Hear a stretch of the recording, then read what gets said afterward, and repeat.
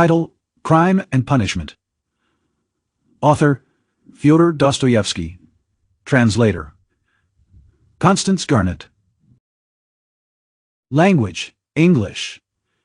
Translator's preface. A few words about Dostoevsky himself may help the English reader to understand his work. Dostoevsky was the son of a doctor. His parents were very hard-working and deeply religious people, but so poor that they lived with their 5 children in only 2 rooms. The father and mother spent their evenings in reading aloud to their children, generally from books of a serious character. Though always sickly and delicate, Dostoevsky came out third in the final examination of the Petersburg School of Engineering. There he had already begun his first work, Poor Folk.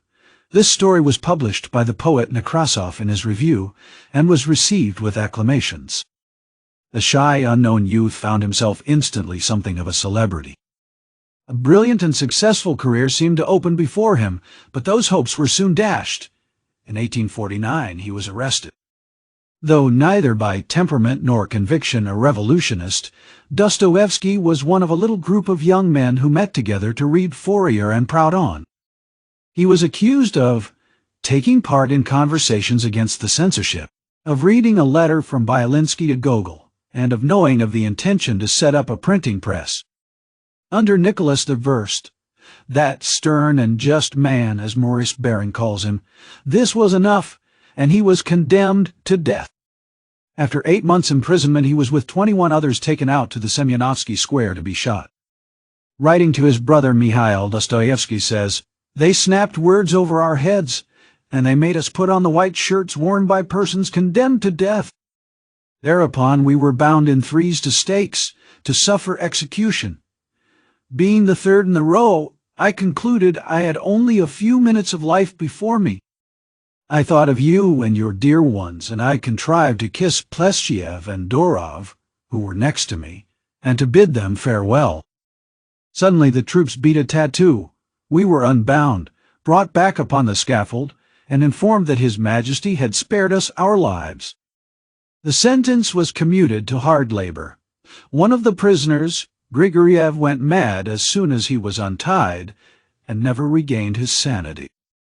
The intense suffering of this experience left a lasting stamp on Dostoevsky's mind. Though his religious temper led him in the end to accept every suffering with resignation, and to regard it as a blessing in his own case, he constantly recurs to the subject in his writings. He describes the awful agony of the condemned man, and insists on the cruelty of inflicting such torture. Then followed 4 years of penal servitude, spent in the company of common criminals in Siberia, where he began the Dead House, and some years of service in a disciplinary battalion. He had shown signs of some obscure nervous disease before his arrest, and this now developed into violent attacks of epilepsy, from which he suffered for the rest of his life. The fits occurred 3 or 4 times a year, and were more frequent in periods of great strain. In 1859 he was allowed to return to Russia. He started a journal, Vremya, which was forbidden by the censorship through a misunderstanding. In 1864, he lost his first wife and his brother Mikhail. He was in terrible poverty, yet he took upon himself the payment of his brother's debts. He started another journal, The Epoch, which within a few months was also prohibited. He was weighed down by debt. His brother's family was dependent on him. He was forced to write at heartbreaking speed, and is said never to have corrected his work. The later years of his life were much softened by the tenderness and devotion of his second wife. In June 1880, he made his famous speech at the unveiling of the monument to Pushkin in Moscow, and he was received with extraordinary demonstrations of love and honor. A few months later, Dostoevsky died. He was followed to the grave by a vast multitude of mourners who gave the hapless man the funeral of a king. He is still probably the most widely read writer in Russia.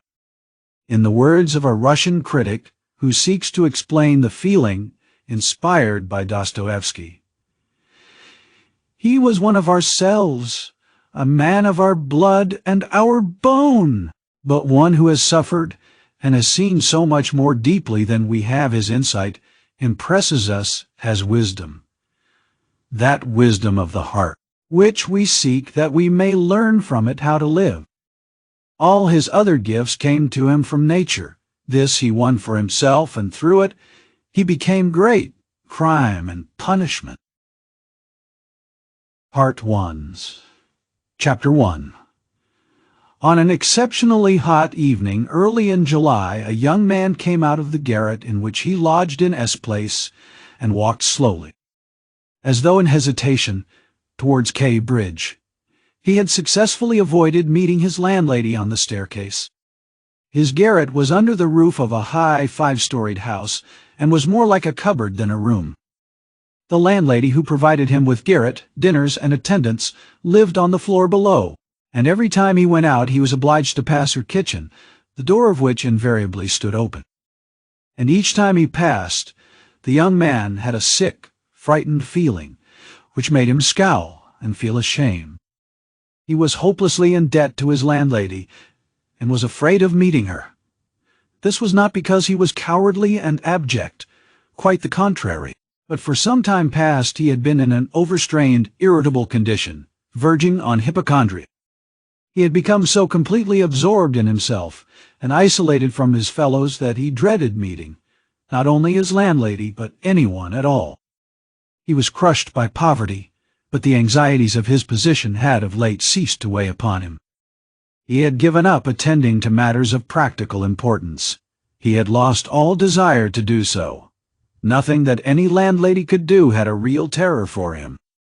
But to be stopped on the stairs, to be forced to listen to her trivial, irrelevant gossip, to pestering demands for payment, threats and complaints, and to rack his brains for excuses, to prevaricate, to lie. No, rather than that, he would creep down the stairs like a cat and slip out unseen. This evening, however, on coming out into the street, he became acutely aware of his fears. I want him to attempt a thing like that, and am frightened by these trifles, he thought, with an odd smile. Yes, all is in a man's hands, and he lets it all slip from cowardice. That's an axiom. It would be interesting to know what it is men are most afraid of. Taking a new step, uttering a new word is what they fear most. But I am talking too much. It's because I chatter that I do nothing. Or perhaps it is that I chatter because I do nothing. I've learned to chatter this last month, lying for days together in my den thinking of Jack the Giant Killer. Why am I going there now? Am I capable of that? Is that serious? It is not serious at all. It's simply a fantasy to amuse myself, a plaything. Yes, maybe it is a plaything. The heat in the street was terrible, and the airlessness, the bustle, and the plaster, scaffolding, bricks, and dust all about him, and that special Petersburg stench, so familiar to all who are unable to get out of town in summer, all work painfully upon the young man's already overwrought nerves. The insufferable stench from the pothouses, which are particularly numerous in that part of the town, and the drunken men whom he met continually, although it was a working day, completed the revolting misery of the picture. An expression of the profoundest disgust gleamed for a moment in the young man's refined face. He was, by the way, exceptionally handsome, above the average in height, slim, well-built, with beautiful dark eyes and dark brown hair. Soon he sank into deep thought, or more accurately speaking, into a complete blankness of mind. He walked along, not observing what was about him, and not caring to observe it. From time to time, he would mutter something, from the habit of talking to himself, to which he had just confessed. At these moments he would become conscious that his ideas were sometimes in a tangle, and that he was very weak. For 2 days he had scarcely tasted food. He was so badly dressed that even a man accustomed to shabbiness would have been ashamed to be seen in the street in such rags. In that quarter of the town, however, scarcely any shortcoming in dress would have created surprise. Owing to the proximity of the Haymarket, the number of establishments of bad character, the preponderance of the trading and working-class population crowded in these streets, and alleys in the heart of Petersburg. Types so various were to be seen in the streets that no figure, however queer, would have caused surprise. But there was such accumulated bitterness and contempt in the young man's heart that, in spite of all the fastidiousness of youth, he minded his rags least of all in the street. It was a different matter when he met with acquaintances or with former fellow students, whom indeed he disliked meeting at any time.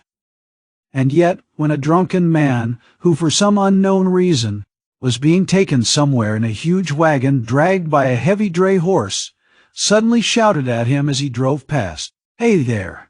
German Hatter bawling at the top of his voice and pointing at him, the young man stopped suddenly and clutched tremulously at his hat. It was a tall round hat from Zimmermann's, but completely worn out, rusty with age, all torn and bespattered, brimless and bent on one side in a most unseemly fashion. Not shame, however, but quite another feeling akin to terror had overtaken him. "I knew it," he muttered in confusion. "I thought so. That's the worst of all. Why, a stupid thing like this, the most trivial detail might spoil the whole plan. Yes, my hat is too noticeable. It looks absurd, and that makes it noticeable. With my rags I ought to wear a cap. Any sort of old pancake, but not this grotesque thing. Nobody wears such a hat. It would be noticed a mile off. It would be remembered. What matters is that people would remember it, and that would give them a clue. For this business one should be as little conspicuous as possible. Trifles are what matter. Why, it's just such trifles that always ruin everything." He had not far to go.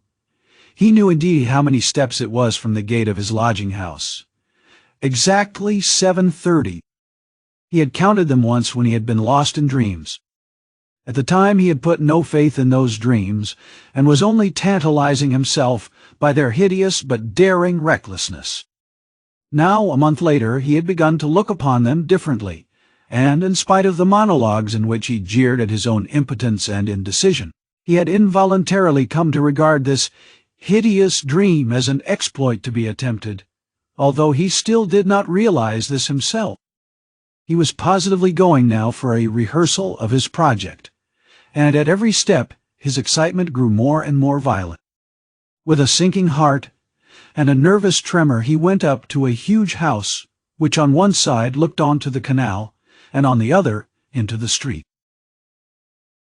This house was let out in tiny tenements and was inhabited by working people of all kinds: tailors, locksmiths, cooks, Germans of sorts, girls picking up a living as best they could, petty clerks, etc.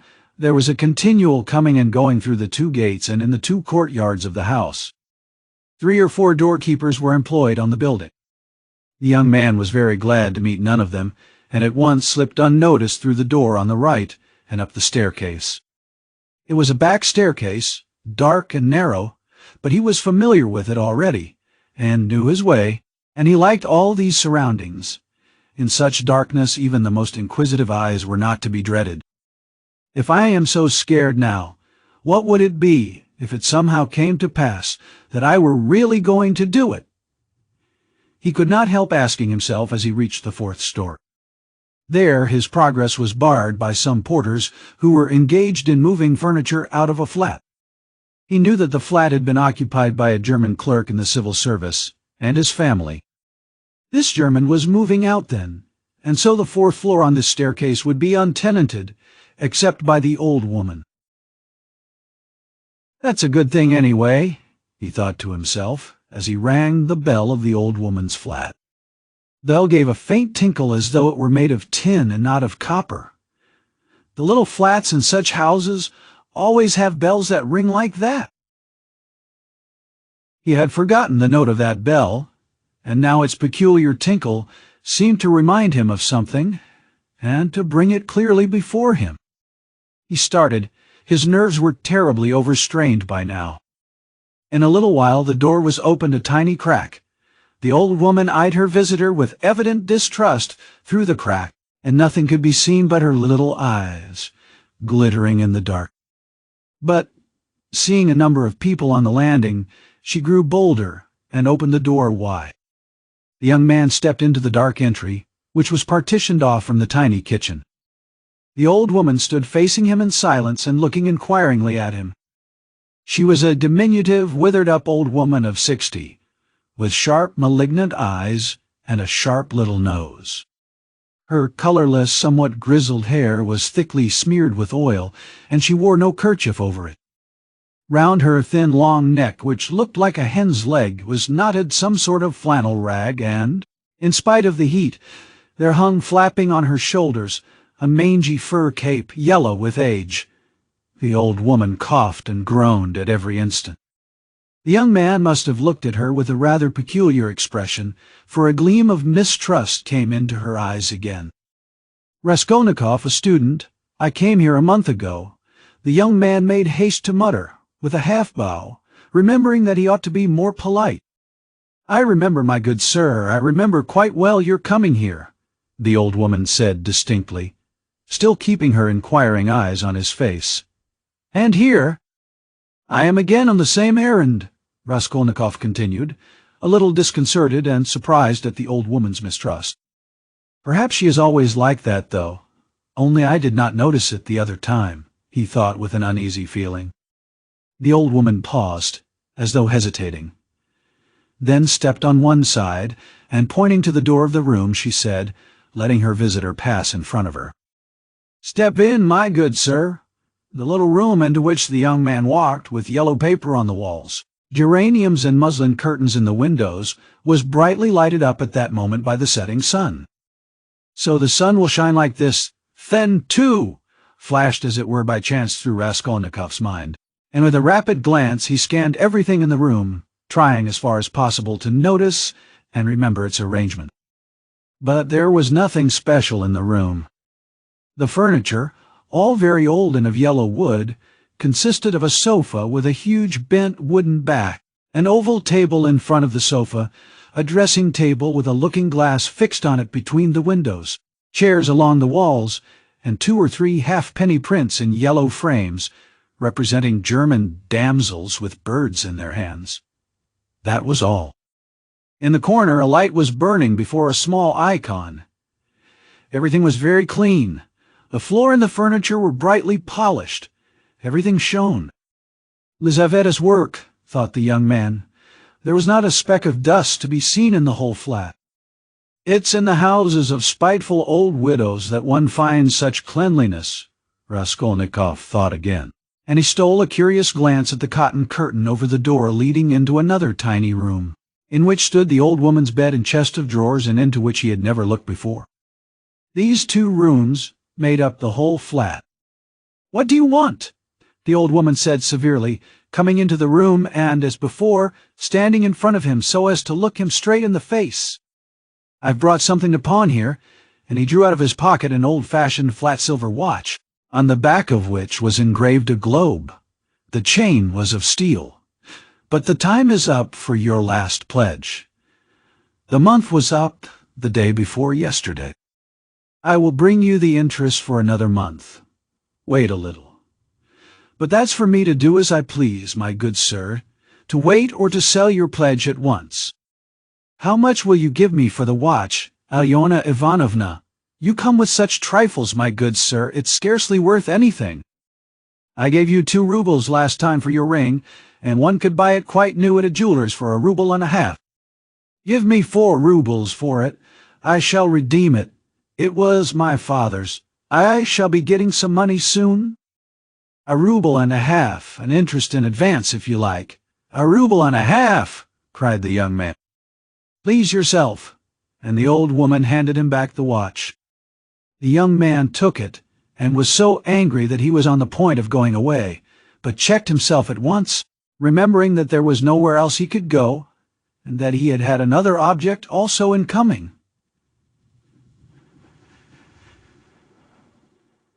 "Hand it over," he said roughly.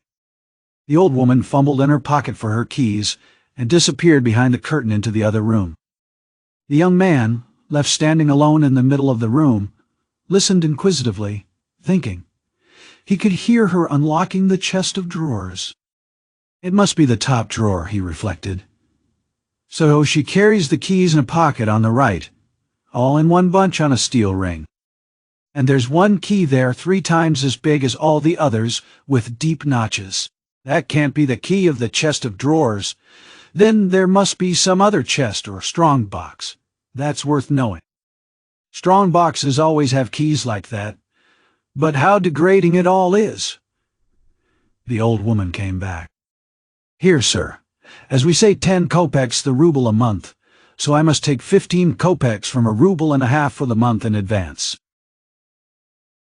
But for the 2 rubles I lent you before, you owe me now 20 kopecks on the same reckoning in advance. That makes 35 kopecks altogether.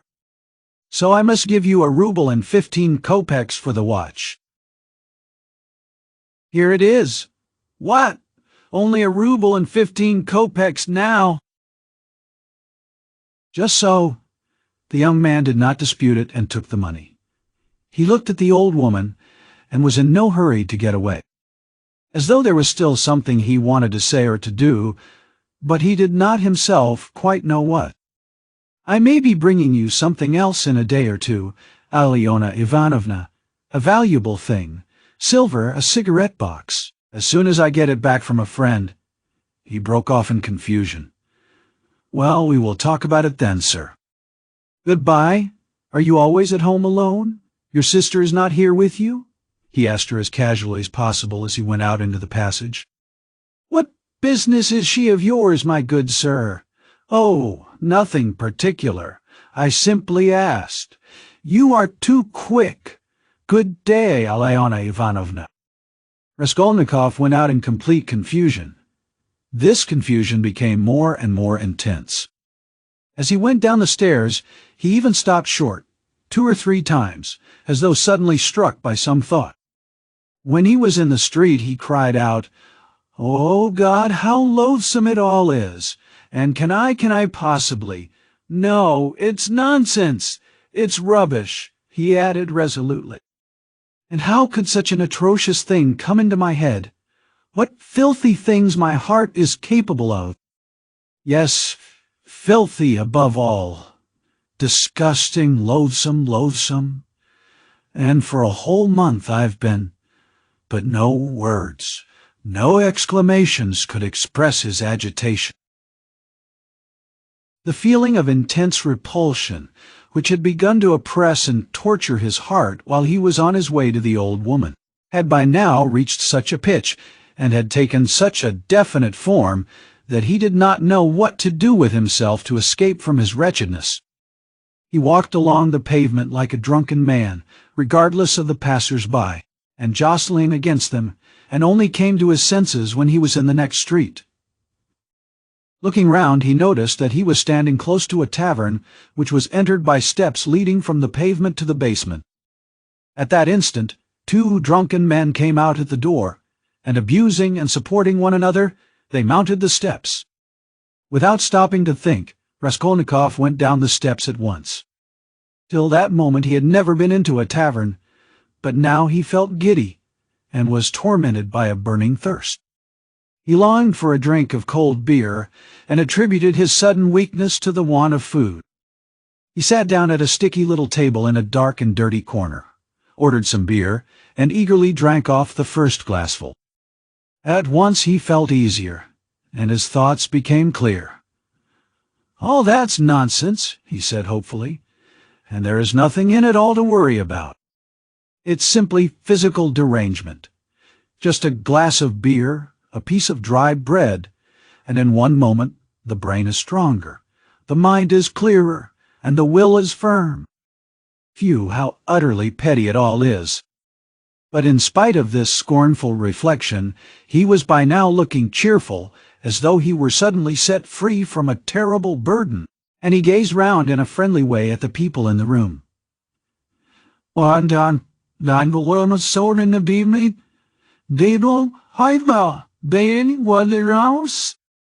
even at that moment he had a dim foreboding that this happier frame of mind was also not normal. There were few people at the time in the tavern. Besides the 2 drunken men he had met on the steps, a group consisting of about 5 men and a girl with a concertina had gone out at the same time. Their departure left the room quiet and rather empty.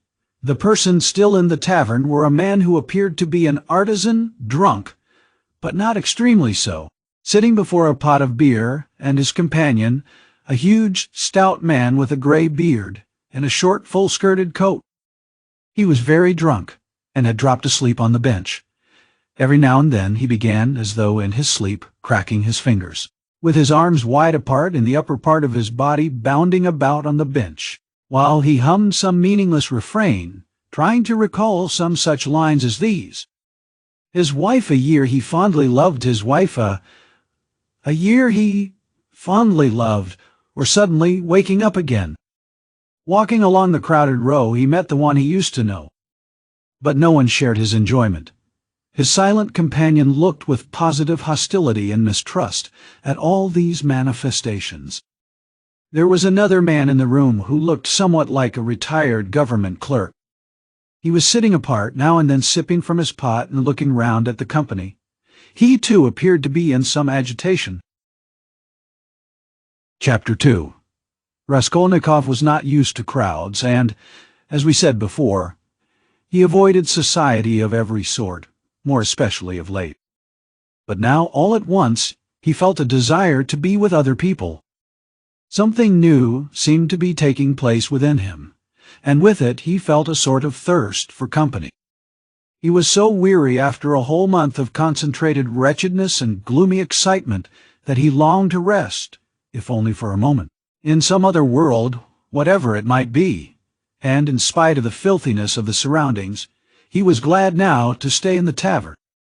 The master of the establishment was in another room, but he frequently came down some steps into the main room, his jaunty, tarred boots with red turnover tops coming into view each time before the rest of his person. He wore a full coat and a horribly greasy black satin waistcoat with no cravat, and his whole face seemed smeared with oil like an iron lock. At the counter stood a boy of about 14, and there was another boy somewhat younger who handed whatever was wanted. On the counter lay some sliced cucumber, some pieces of dried black bread, and some fish, chopped up small, all smelling very bad. It was insufferably close, and so heavy with the fumes of spirits that 5 minutes in such an atmosphere might well make a man drunk. There are chance meetings with strangers that interest us from the first moment, before a word is spoken. Such was the impression made on Raskolnikov by the person sitting a little distance from him, who looked like a retired clerk. The young man often recalled this impression afterwards, and even ascribed it to presentiment. He looked repeatedly at the clerk, partly no doubt because the latter was staring persistently at him, obviously anxious to enter into conversation. At the other persons in the room, including the tavern keeper, the clerk looked as though he were used to their company, and weary of it, showing a shade of condescending contempt for them as persons of station and culture, inferior to his own, with whom it would be useless for him to converse. He was a man over 50, bald and grizzled, of medium height, and stoutly built. His face, bloated from continual drinking, was of a yellow, even greenish tinge, with swollen eyelids out of which keen reddish eyes gleamed like little chinks. But there was something very strange in him. There was a light in his eyes as though of intense feeling. Perhaps there were even thought and intelligence, but at the same time there was a gleam of something like madness. He was wearing an old and hopelessly ragged black dress coat, with all its buttons missing except one, and that one he had buttoned, evidently clinging to this last trace of respectability. A crumpled shirt front, covered with spots and stains, protruded from his canvas waistcoat. Like a clerk, he wore no beard nor mustache, but had been so long unshaven that his chin looked like a stiff grayish brush. And there was something respectable, and like an official about his manner, too. But he was restless. He ruffled up his hair, and from time to time let his head drop into his hands, dejectedly resting his ragged elbows on the stained and sticky table. At last he looked straight at Raskolnikov, and said loudly and resolutely, "May I venture, honored sir, to engage you in polite conversation? Forasmuch as, though your exterior would not command respect, my experience admonishes me that you are a man of education, and not accustomed to drinking. I have always respected education when in conjunction with genuine sentiments, and I am besides a titular counselor in rank. Marmeladov, such is my name, titular counselor. I make bold to inquire, have you been in the service?" "No, I am studying," answered the young man, somewhat surprised at the grandiloquent style of the speaker, and also at being so directly addressed.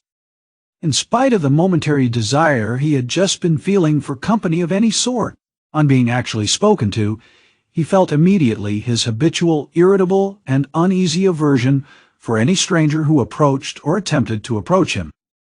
"A student, then, or formerly a student?" cried the clerk. "Just what I thought. I'm a man of experience. Immense experience, sir." And he tapped his forehead with his fingers in self-approval. "You've been a student or have attended some learned institution. But allow me." He got up, staggered, took up his jug and glass, and sat down beside the young man, facing him a little sideways. He was drunk, but spoke fluently and boldly, only occasionally losing the thread of his sentences and drawling his words. He pounced upon Raskolnikov as greedily as though he, too, had not spoken to a soul for a month. "Honored sir," he began almost with solemnity, "poverty is not a vice. That's a true saying. Yet I know, too, that drunkenness is not a virtue, and that that's even truer. But beggary, honored sir, beggary is a vice. In poverty you may still retain your innate nobility of soul, but in beggary, never, no one. For beggary, a man is not chased out of human society with a stick, he is swept out with a broom, so as to make it as humiliating as possible. And quite right, too, for as much as in beggary, I am ready to be the first to humiliate myself. Hence the pothouse. Honored sir, a month ago Mr. Lebeziatnikov gave my wife a beating, and my wife is a very different matter from me. Do you understand? Allow me to ask you another question out of simple curiosity. Have you ever spent a night on a hay barge on the Neva?" "No, I have not happened to," answered Raskolnikov. "What do you mean?" "Well, I've just come from one, and it's the 5th night I've slept so." He filled his glass, emptied it, and paused. Bits of hay were in fact clinging to his clothes and sticking to his hair. It seemed quite probable that he had not undressed or washed for the last 5 days. His hands, particularly, were filthy. They were fat and red with black nails. His conversation seemed to excite a general though languid interest. The boys at the counter fell to sniggering. The innkeeper came down from the upper room, apparently on purpose to listen to the funny fellow, and sat down at a little distance, yawning lazily, but with dignity. Evidently Marmeladov was a familiar figure here, and he had most likely acquired his weakness for high-flown speeches from the habit of frequently entering into conversation with strangers of all sorts in the tavern. This habit develops into a necessity in some drunkards, and especially in those who are looked after sharply and kept in order at home. Hence, in the company of other drinkers, they try to justify themselves, and even if possible obtain consideration. "Funny fellow," pronounced the innkeeper. "And why don't you work? Why aren't you at your duty, if you are in the service?" "Why am I not at my duty, honored sir?" Marmeladov went on, addressing himself exclusively to Raskolnikov, as though it had been he who put that question to him. "Why am I not at my duty? Does not my heart ache to think what a useless worm I am? A month ago, when Mr. Lebeziatnikov beat my wife with his own hands, and I lay drunk, didn't I suffer? Excuse me, young man, has it ever happened to you? Well, to petition hopelessly for a loan, Yes, it has. But what do you mean by hopelessly? Hopelessly in the fullest sense, when you know beforehand that you will get nothing by it. You know, for instance, beforehand with positive certainty that this man, this most reputable and exemplary citizen, will on no consideration give you money. And indeed I ask you, why should he? For he knows, of course, that I shan't pay it back. From compassion. But Mr. Lebeziatnikov, who keeps up with modern ideas, explained the other day that compassion is forbidden nowadays by science itself, and that that's what is done now in England, where there is political economy. Why, I ask you, should he give it to me? And yet, though I know beforehand that he won't, I set off to him and, "Why do you go?" put in Raskolnikov. Well, when one has no one, nowhere else one can go. For every man must have somewhere to go, since there are times when one absolutely must go somewhere. When my own daughter first went out with a yellow ticket, then I had to go, for my daughter has a yellow passport, he added in parenthesis, looking with a certain uneasiness at the young man. No matter, sir, no matter, he went on hurriedly, and with apparent composure when both the boys at the counter guffawed, and even the innkeeper smiled. No matter, I am not confounded by the wagging of their heads, for everyone knows everything about it already, and all that is secret is made open. And I accept it all, not with contempt, but with humility.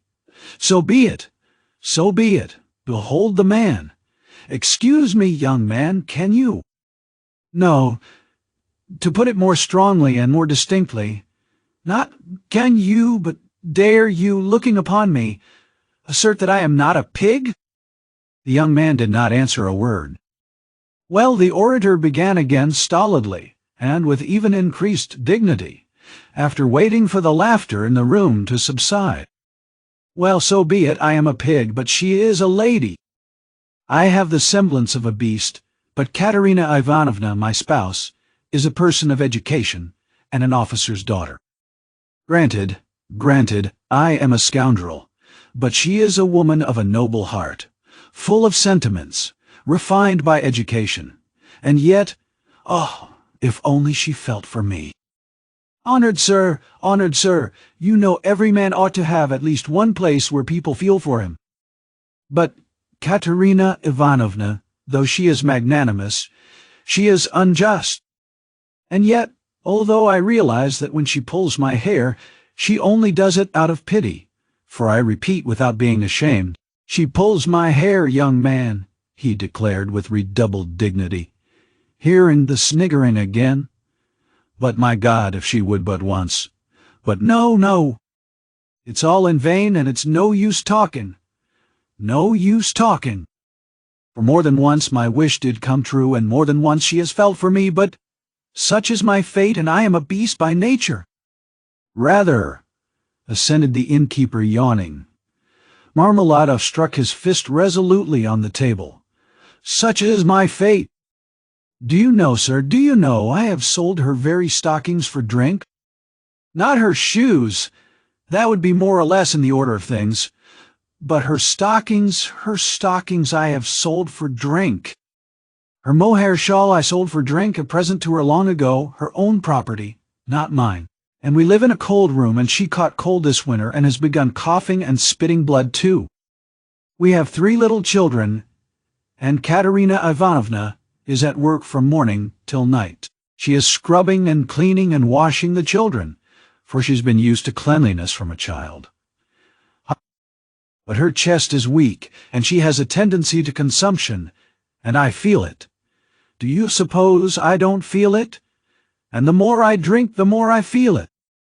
That's why I drink too. I try to find sympathy and feeling in drink.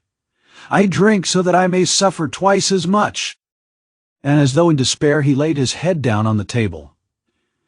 Young man, he went on, raising his head again, in your face I seem to read some trouble of mind. When you came in I read it, and that was why I addressed you at once. For in unfolding to you the story of my life, I do not wish to make myself a laughing stock before these idle listeners, who indeed know all about it already, but I am looking for a man of feeling and education. Know then that my wife was educated in a high-class school for the daughters of noblemen, and on leaving she danced the shawl dance before the governor and other personages, for which she was presented with a gold medal and a certificate of merit. The medal, well, the medal of course was sold long ago. But the certificate of merit is in her trunk still, and not long ago she showed it to our landlady. And although she is most continually on bad terms with the landlady, yet she wanted to tell someone or other of her past honors, and of the happy days that are gone. I don't condemn her for it. I don't blame her, for the one thing left her is recollection of the past, and all the rest is dust and ashes. Yes, yes, she is a lady of spirit, proud and determined. She scrubs the floors herself and has nothing but black bread to eat, but won't allow herself to be treated with disrespect.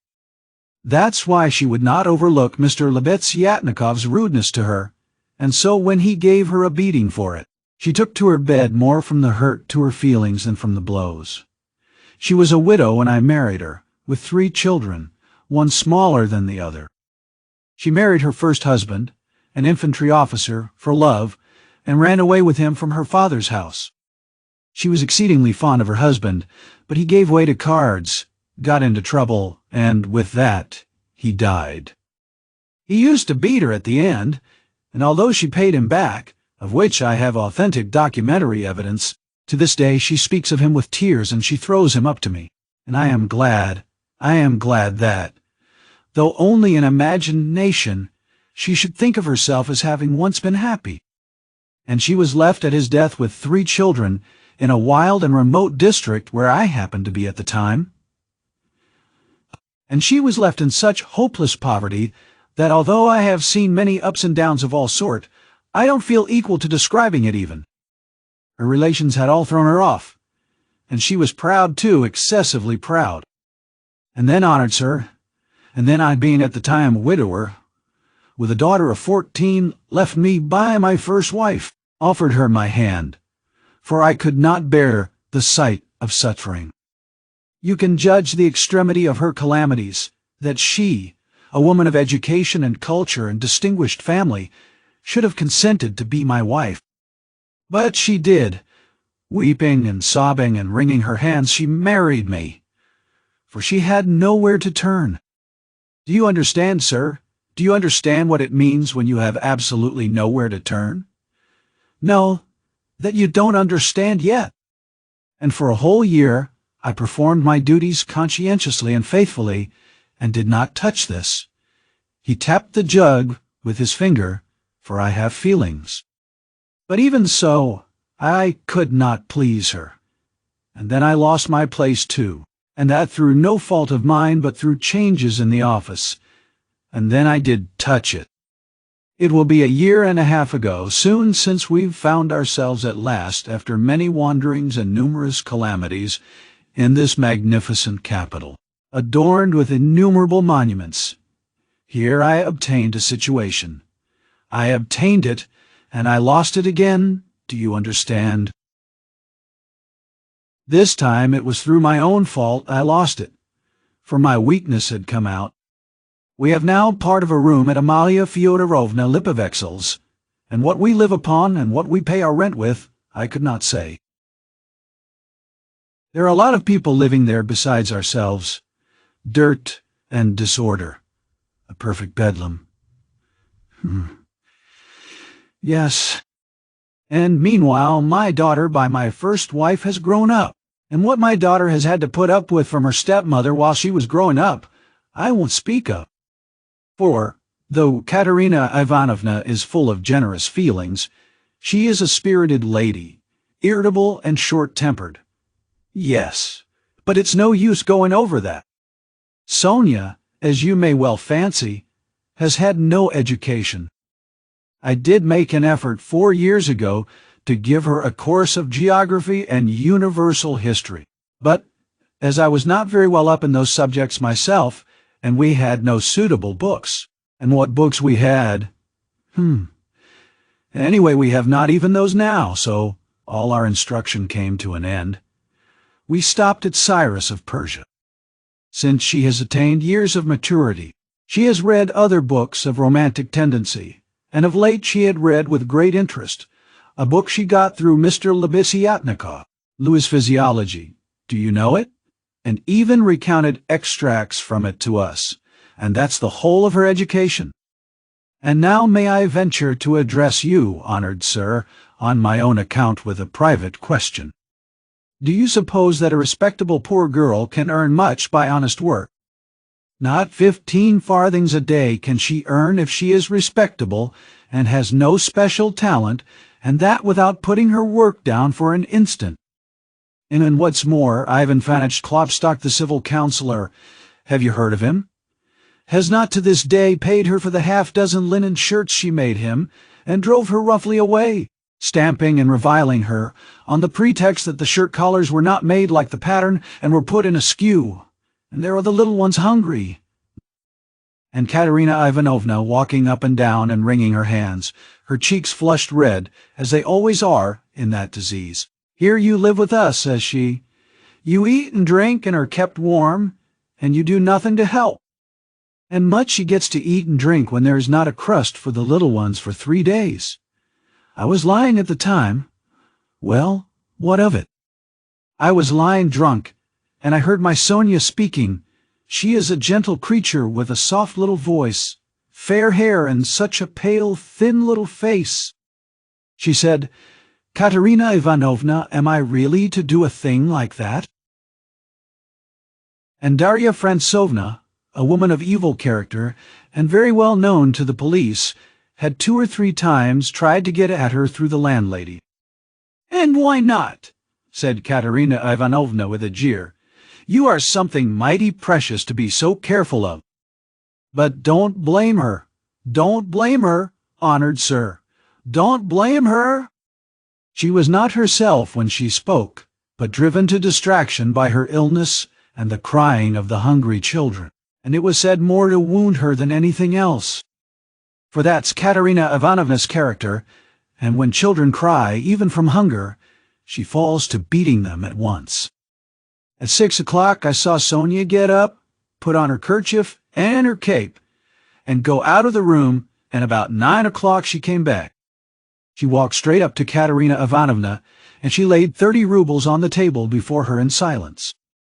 She did not utter a word. She did not even look at her. She simply picked up our big green drap-de-dam shawl. We have a shawl, made of drap-de-dams, put it over her head and face, and lay down on the bed with her face to the wall. Only her little shoulders and her body kept shuddering. And I went on lying there just as before, and then I saw, young man, I saw Katerina Ivanovna, in the same silence, go up to Sonia's little bed. She was on her knees all the evening, kissing Sonia's feet, and would not get up, and then they both fell asleep in each other's arms. Together, together, together, yes, and I lay drunk. Marmeladov stopped short, as though his voice had failed him. Then he hurriedly filled his glass, drank, and cleared his throat. Since then, sir, he went on after a brief pause, since then, owing to an unfortunate occurrence and through information given by evil-intentioned persons, in all which Darya Francovna took a leading part on the pretext that she had been treated with want of respect, since then my daughter Sofya Semyonovna has been forced to take a yellow ticket, and owing to that she is unable to go on living with us. For our landlady, Amalia Fyodorovna, would not hear of it, though she had backed up Darya Francovna before, and Mr. Lebeziatnikov, too. All the trouble between him and Katerina Ivanovna was on Sonia's account. At first he was for making up to Sonia himself, and then all of a sudden he stood on his dignity. How, said he, can a highly educated man like me live in the same rooms with a girl like that? And Katerina Ivanovna would not let it pass. She stood up for her. And so that's how it happened. And Sonia comes to us now, mostly after dark. She comforts Katerina Ivanovna and gives her all she can. She has a room at the Kapernamovs, the tailors. She lodges with them. Kapernamov is a lame man with a cleft palate, and all of his numerous family have cleft palates too. And his wife, too, has a cleft palate. They all live in one room, but Sonia has her own, partitioned off. Yes. Very poor people and all with cleft palates. Yes. Then I got up in the morning and put on my rags, lifted up my hands to heaven, and set off to His Excellency, Ivan Afanasievich. His Excellency, Ivan Afanasievich. Do you know him? No? Well, then, it's a man of God you don't know. He is wax, wax before the face of the Lord, even as wax melteth. His eyes were dim when he heard my story. Marmeladov, once already you have deceived my expectations. I'll take you once more on my own responsibility. That's what he said. Remember, he said, and now you can go. I kissed the dust at his feet, in thought only, for in reality he would not have allowed me to do it, being a statesman and a man of modern political and enlightened ideas.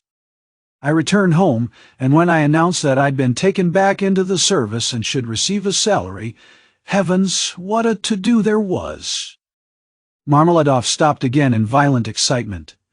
At that moment a whole party of revelers, already drunk, came in from the street, and the sounds of a hired concertina and the cracked piping voice of a child of 7 singing the Hamlet were heard in the entry. The room was filled with noise. The tavern-keeper and the boys were busy with the newcomers.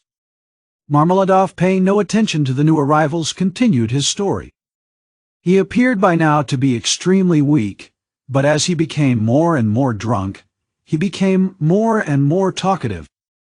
The recollection of his recent success in getting the situation seemed to revive him, and was positively reflected in a sort of radiance on his face. Raskolnikov listened attentively. "That was 5 weeks ago, sir." "Yes." "As soon as Katerina Ivanovna and Sonia heard of it, mercy on us, it was as though I stepped into the kingdom of heaven. It used to be, you can lie like a beast, nothing but abuse. Now they were walking on tiptoe, hushing the children. Semyon Zaharovitch is tired with his work at the office. He is resting. Shh! They made me coffee before I went to work and boiled cream for me. They began to get real cream for me. Do you hear that?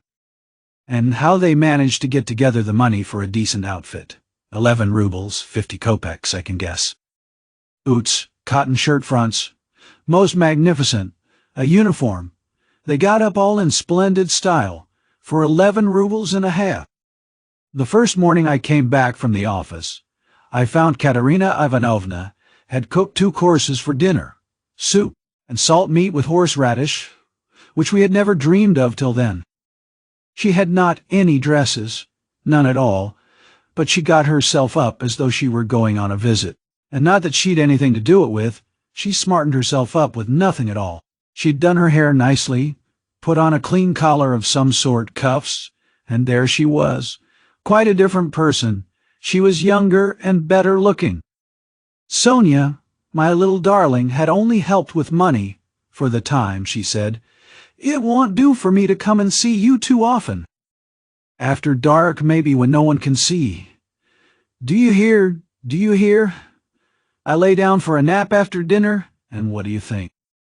Though Katerina Ivanovna had quarreled to the last degree with our landlady Amalia Fyodorovna only a week before, she could not resist then asking her into coffee. For 2 hours they were sitting, whispering together. Semyon Zaharovitch is in the service again now, and receiving a salary, says she, and he went himself to His Excellency, and His Excellency himself came out to him, made all the others wait, and led Semyon Zaharovitch by the hand before everybody into his study. Do you hear? Do you hear? Do you hear? To be sure, says he, Semyon Zaharovitch, remembering your past services, says he, And in spite of your propensity to that foolish weakness, since you promised now and since moreover we've got on badly without you, do you hear? Do you hear? And so, says he, I rely now on your word as a gentleman. And all that, let me tell you, she has simply made up for herself, and not simply out of wantonness, for the sake of bragging. No, she believes it all herself. She amuses herself with her own fancies. Upon my word she does. And I don't blame her for it, no, I don't blame her. 6 days ago, when I brought her my first earnings in full, 23 rubles 40 kopecks altogether, she called me her puppet.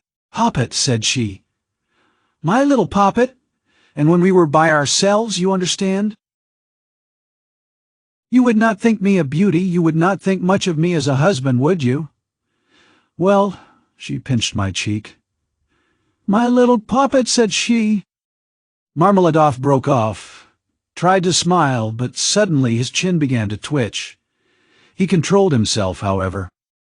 The tavern, the degraded appearance of the man, the 5 nights in the hay-barge, and the pot of spirits, and yet this poignant love for his wife and children, bewildered his listener. Raskolnikov listened intently, but with a sick sensation. He felt vexed that he had come here. Honored sir, cried Marmeladov, recovering himself.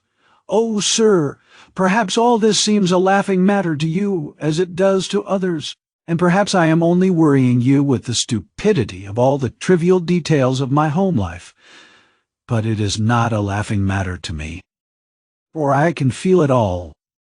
And the whole of that heavenly day of my life, and the whole of that evening, I passed in fleeting dreams of how I would arrange it all, and how I would dress all the children, and how I should give her rest, and how I should rescue my own daughter from dishonor and restore her to the bosom of her family, and a great deal more. Quite excusable, sir. Well then, sir. Marmeladov suddenly gave a sort of start, raised his head and gazed intently at his listener. Well, on the very next day after all those dreams, that is to say, exactly 5 days ago in the evening, by a cunning trick, like a thief in the night, I stole from Katerina Ivanovna the key of her box, took out what was left of my earnings. How much it was I have forgotten, and now look at me, all of you. It's the 5th day since I left home, and they are looking for me there, and it's the end of my employment, and my uniform is lying in a tavern on the Egyptian bridge. I exchanged it for the garments I have on, and it's the end of everything.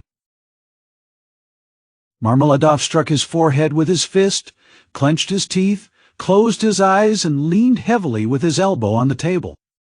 But a minute later his face suddenly changed, and with a certain assumed slyness and affectation of bravado, he glanced at Raskolnikov, laughed, and said, This morning I went to see Sonia. I went to ask her for a pick-me-up. He. You don't say she gave it to you? Cried one of the newcomers. He shouted the words and went off into a guffaw. This very quart was bought with her money, Marmeladov declared, addressing himself exclusively to Raskolnikov. 30 kopecks she gave me with her own hands. Her last, all she had, as I saw. She said nothing. She only looked at me without a word. Not on earth, but up yonder. They grieve over men. They weep. But they don't blame them. They don't blame them. But it hurts more.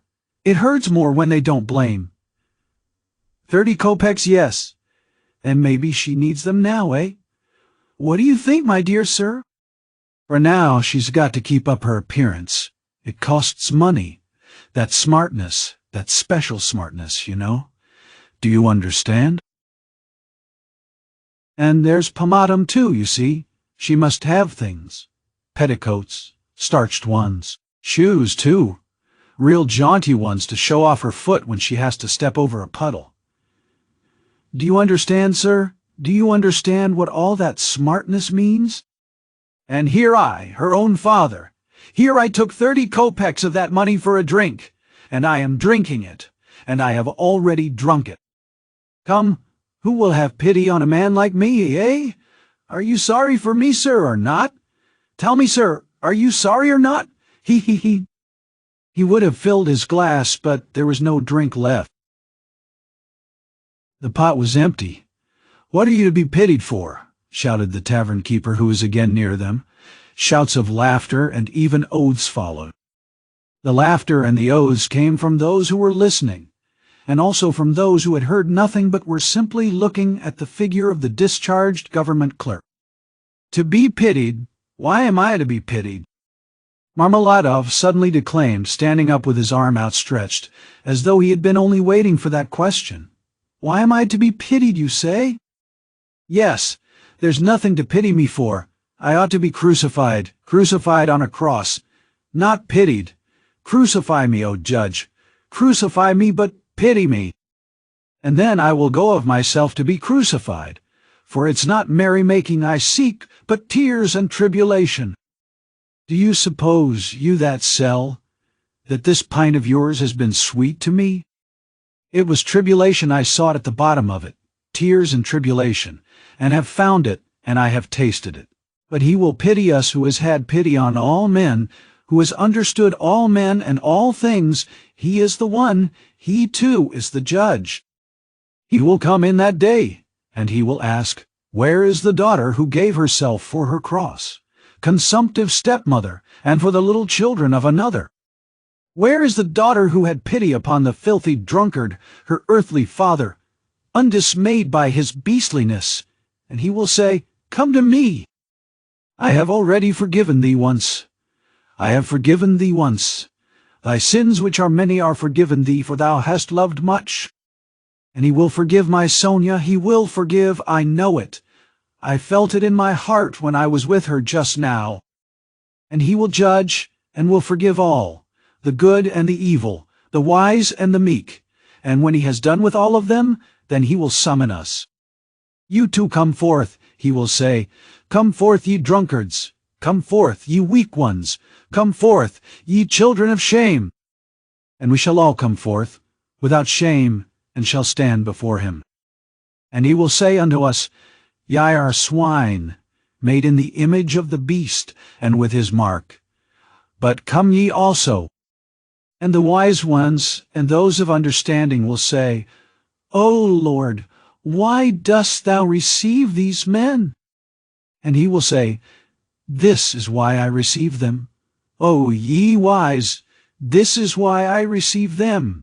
O ye of understanding, that not one of them believed himself to be worthy of this. And he will hold out his hands to us, and we shall fall down before him.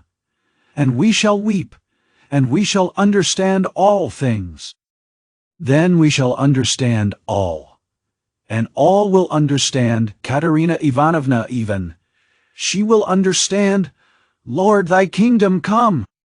And he sank down on the bench, exhausted and helpless, looking at no one, apparently oblivious of his surroundings, and plunged in deep thought. His words had created a certain impression.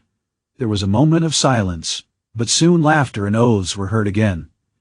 That's his notion? Talked himself silly. A fine clerk he is. And so on, and so on. Let us go, sir, said Marmeladov all at once, raising his head and addressing Raskolnikov. Come along with me. Kozel's house, looking into the yard. I'm going to Katerina Ivanovna. Time I did. Raskolnikov had for some time been wanting to go, and he had meant to help him. Marmeladov was much unsteadier on his legs than in his speech, and leaned heavily on the young man. They had 200 or 300 paces to go. The drunken man was more and more overcome by dismay and confusion as they drew nearer the house. It's not Katerina Ivanovna I am afraid of now, he muttered in agitation. And that she will begin pulling my hair. What does my hair matter? Bother my hair. That's what I say. Indeed, it will be better if she does begin pulling it. That's not what I am afraid of. It's her eyes I am afraid of. Yes, her eyes. The red on her cheeks, too, frightens me. And her breathing, too. Have you noticed how people in that disease breathe when they are excited? I am frightened of the children's crying, too, For if Sonia has not taken them food, I don't know what's happened. I don't know. But blows I am not afraid of. No, sir, that such blows are not a pain to me, but even an enjoyment. In fact, I can't get on without it. It's better so. Let her strike me. It relieves her heart. It's better so. There is the house of Kozel, the cabinet maker, a German, well-to-do. Lead the way. They went in from the yard and up to the 4th story. The staircase got darker and darker as they went up. It was nearly 11 o'clock, and although in summer in Petersburg there is no real night, yet it was quite dark at the top of the stairs. A grimy little door at the very top of the stairs stood ajar. A very poor-looking room, about 10 paces long, was lighted up by a candle end. The whole of it was visible from the entrance. It was all in disorder, littered up with rags of all sorts, especially children's garments. Across the furthest corner was stretched a ragged sheet. Behind it probably was the bed. There was nothing in the room except 2 chairs and a sofa covered with American leather, full of holes, before which stood an old deal kitchen table unpainted and uncovered. At the edge of the table stood a smoldering tallow candle in an iron candlestick. It appeared that the family had a room to themselves, not part of a room, but their room was practically a passage. The door leading to the other rooms, or rather, cupboards, into which Amalia Lipovexel's flat was divided, stood half open, and there was shouting, uproar, and laughter within. People seemed to be playing cards and drinking tea there. Words of the most unceremonious kind flew out from time to time. Raskolnikov recognized Katerina Ivanovna at once. She was a rather tall, slim, and graceful woman, terribly emaciated, with magnificent dark brown hair, and with a hectic flush in her cheeks. She was pacing up and down in her little room, pressing her hands against her chest.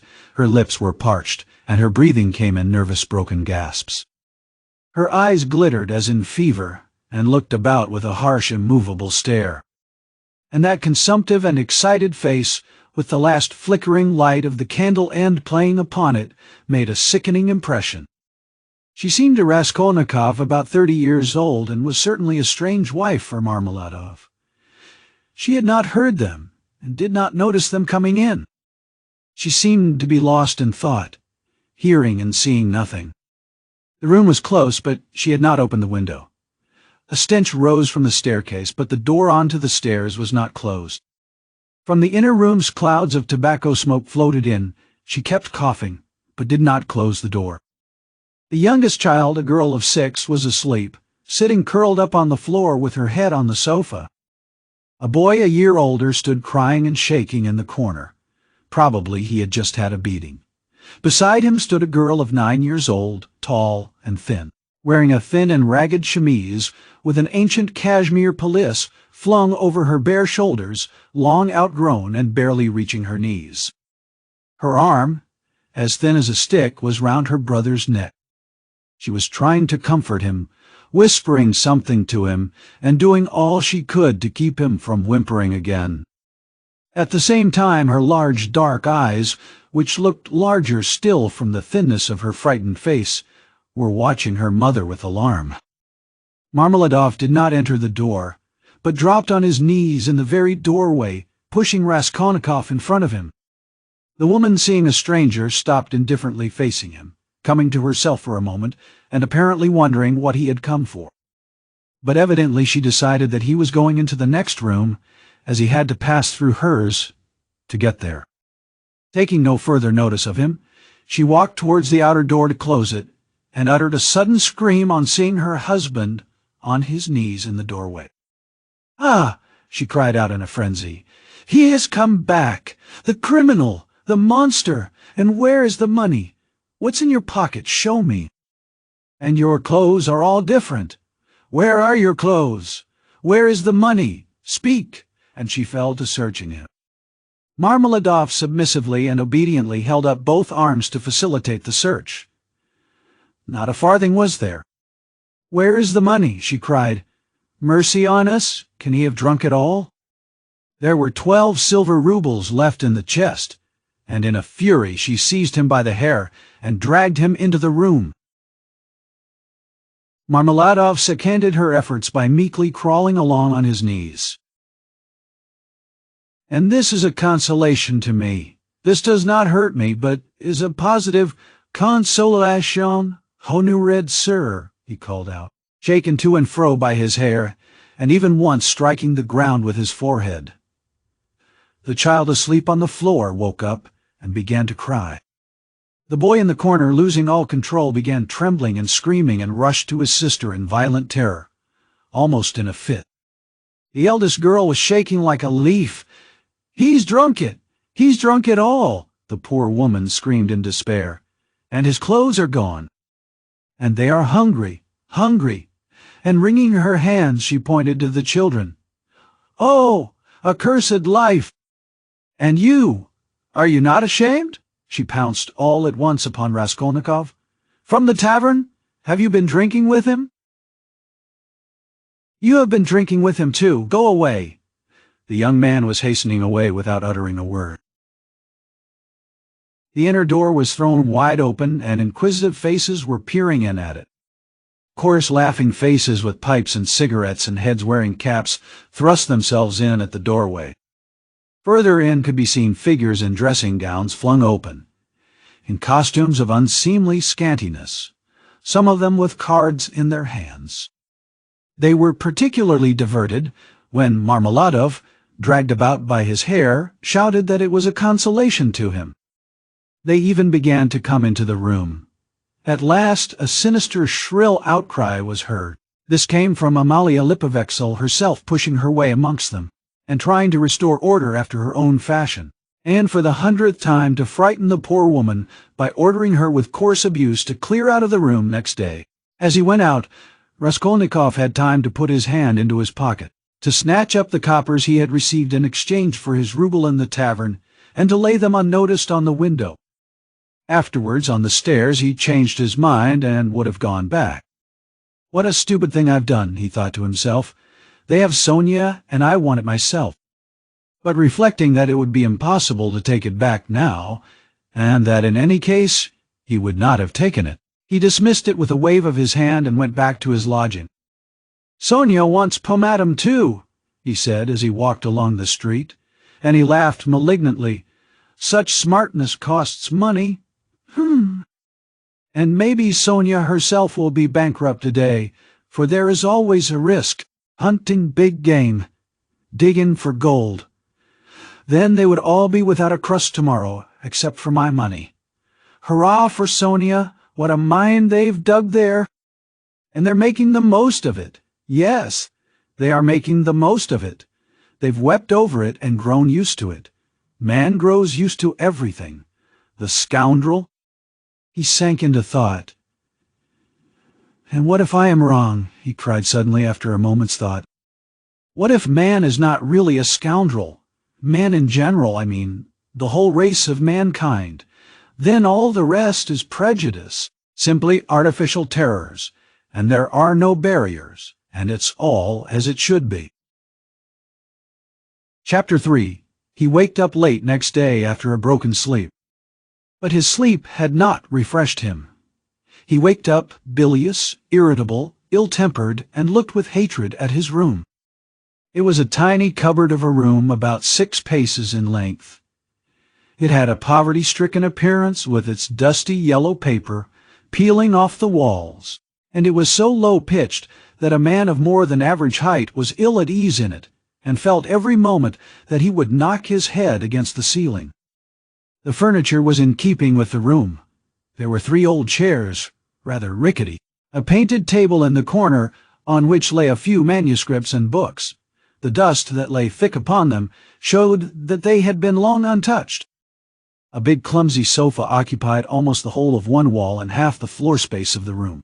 It was once covered with chintz, but was now in rags and served Raskolnikov as a bed. Often he went to sleep on it, as he was, without undressing, without sheets, wrapped in his old student's overcoat, with his head on one little pillow, under which he heaped up all the linen he had, clean and dirty, by way of a bolster. A little table stood in front of the sofa. It would have been difficult to sink to a lower ebb of disorder, but to Raskolnikov in his present state of mind this was positively agreeable. He had got completely away from everyone, like a tortoise in its shell, and even the sight of a servant girl who had to wait upon him and looked sometimes into his room made him writhe with nervous irritation. He was in the condition that overtakes some monomaniacs entirely concentrated upon one thing. His landlady had for the last fortnight given up sending him in meals, and he had not yet thought of expostulating with her, though he went without his dinner. Nastasia, the cook and only servant, was rather pleased at the lodger's mood, and had entirely given up sweeping and doing his room. Only once a week or so she would stray into his room with a broom. She waked him up that day. "Get up. Why are you asleep?" she called to him. "It's past 9. I have brought you some tea. Will you have a cup? I should think you're fairly starving." Raskolnikov opened his eyes, started, and recognized Nastasia.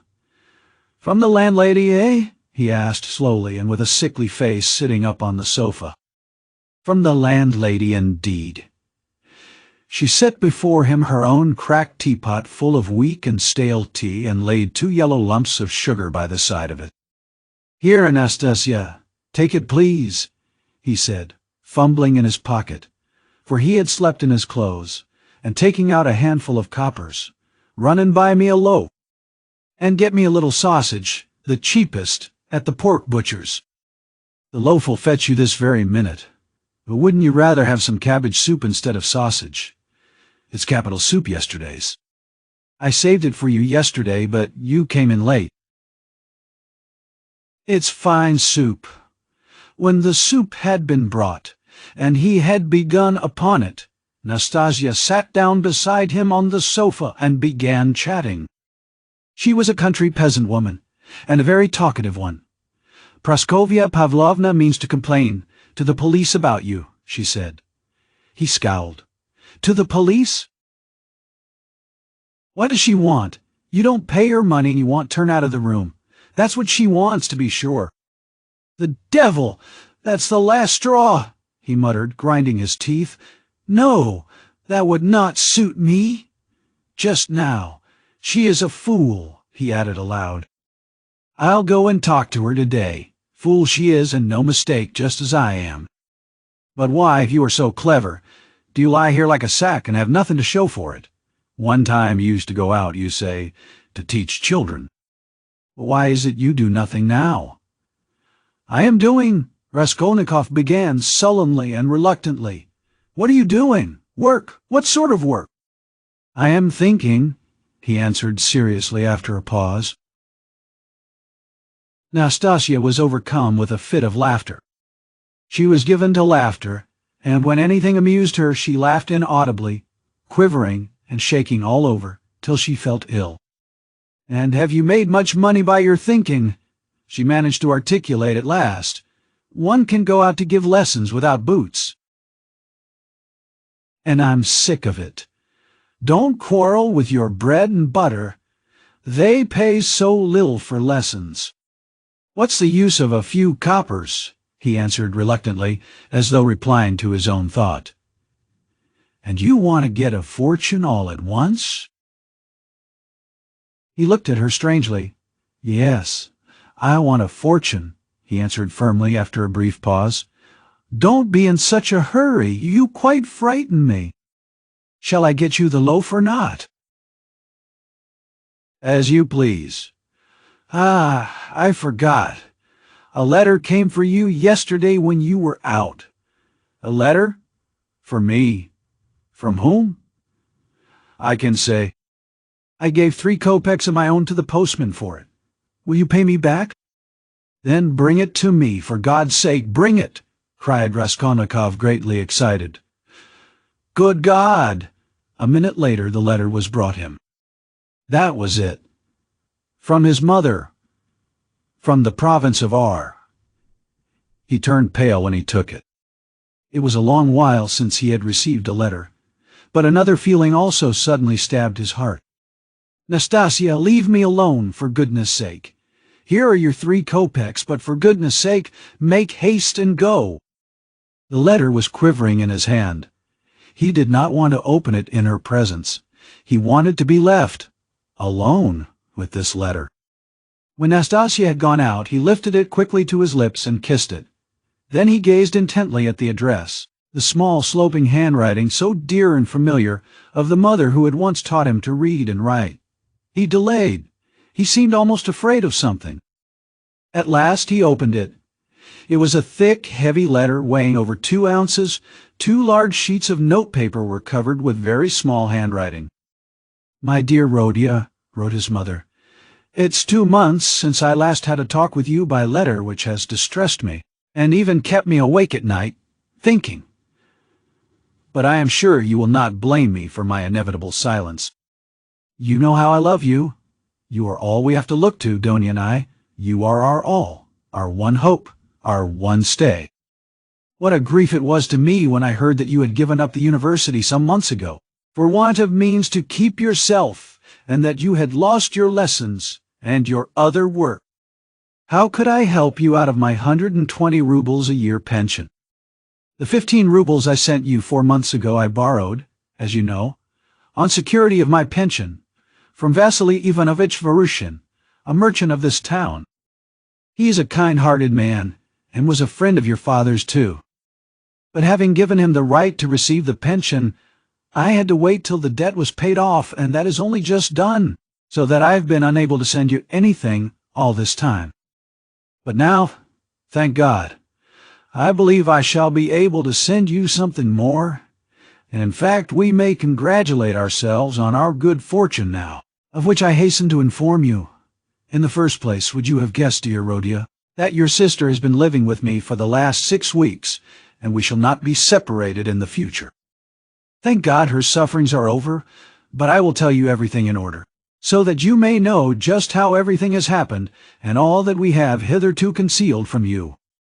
When you wrote to me 2 months ago that you had heard that Donia had a great deal to put up with in the Svidrigailov's house, when you wrote that and asked me to tell you all about it, what could I write in answer to you?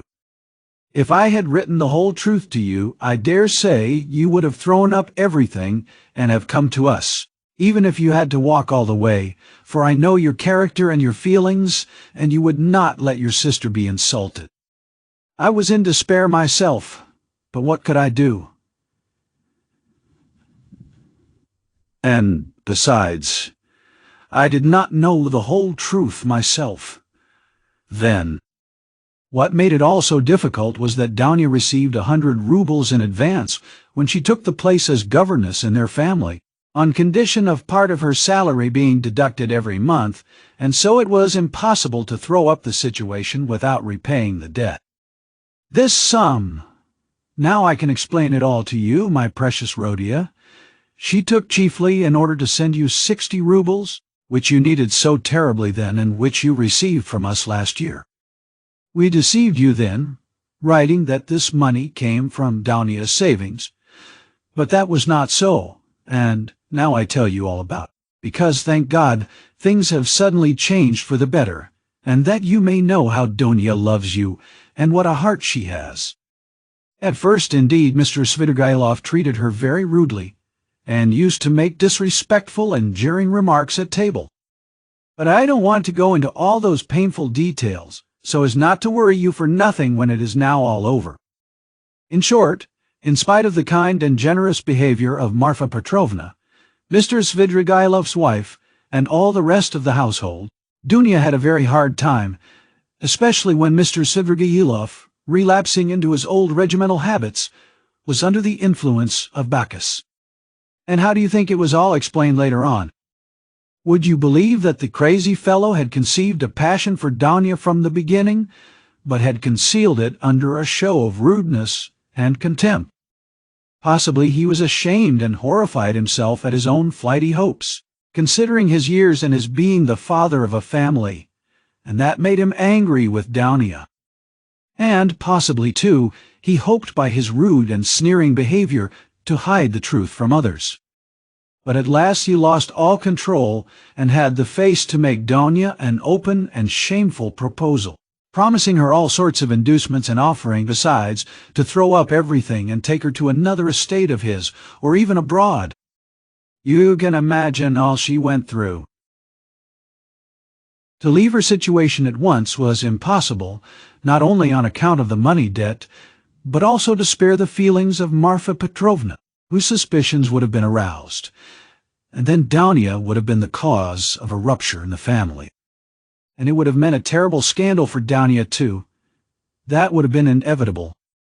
There were various other reasons owing to which Donia could not hope to escape from that awful house for another 6 weeks. You know Dunya, of course. You know how clever she is and what a strong will she has.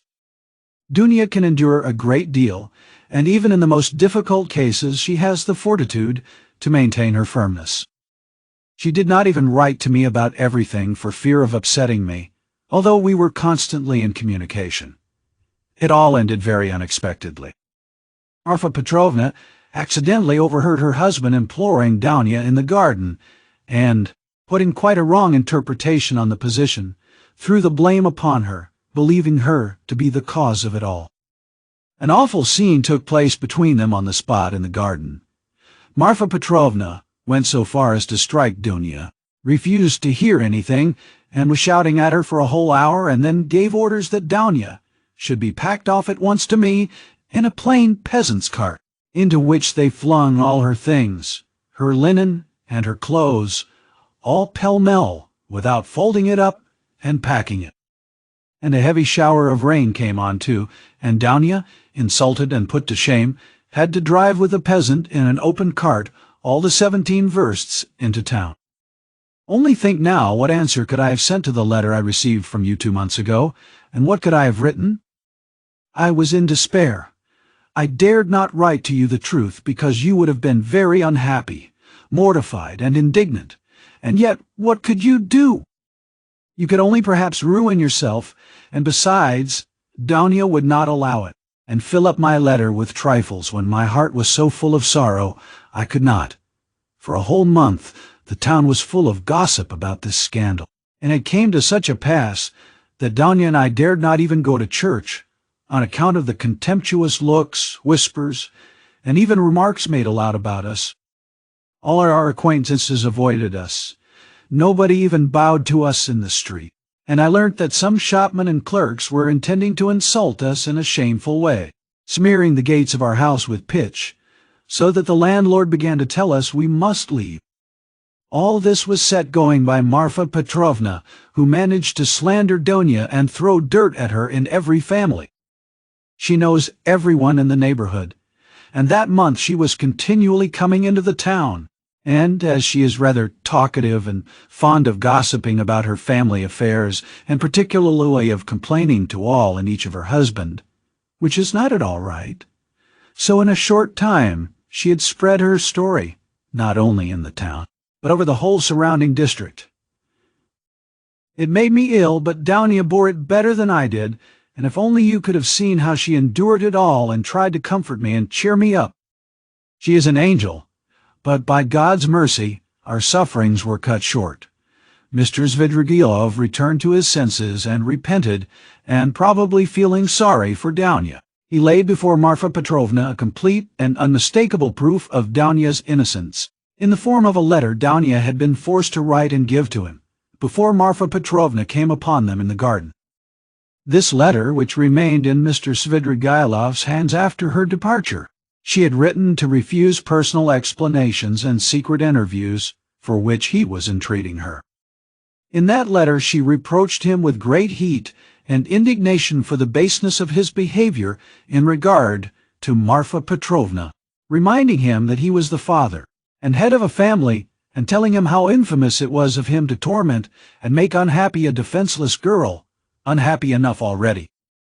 Indeed, dear Rhodia, the letter was so nobly and touchingly written that I sobbed when I read it, and to this day I cannot read it without tears. Moreover, the evidence of the servants, too, cleared Donia's reputation.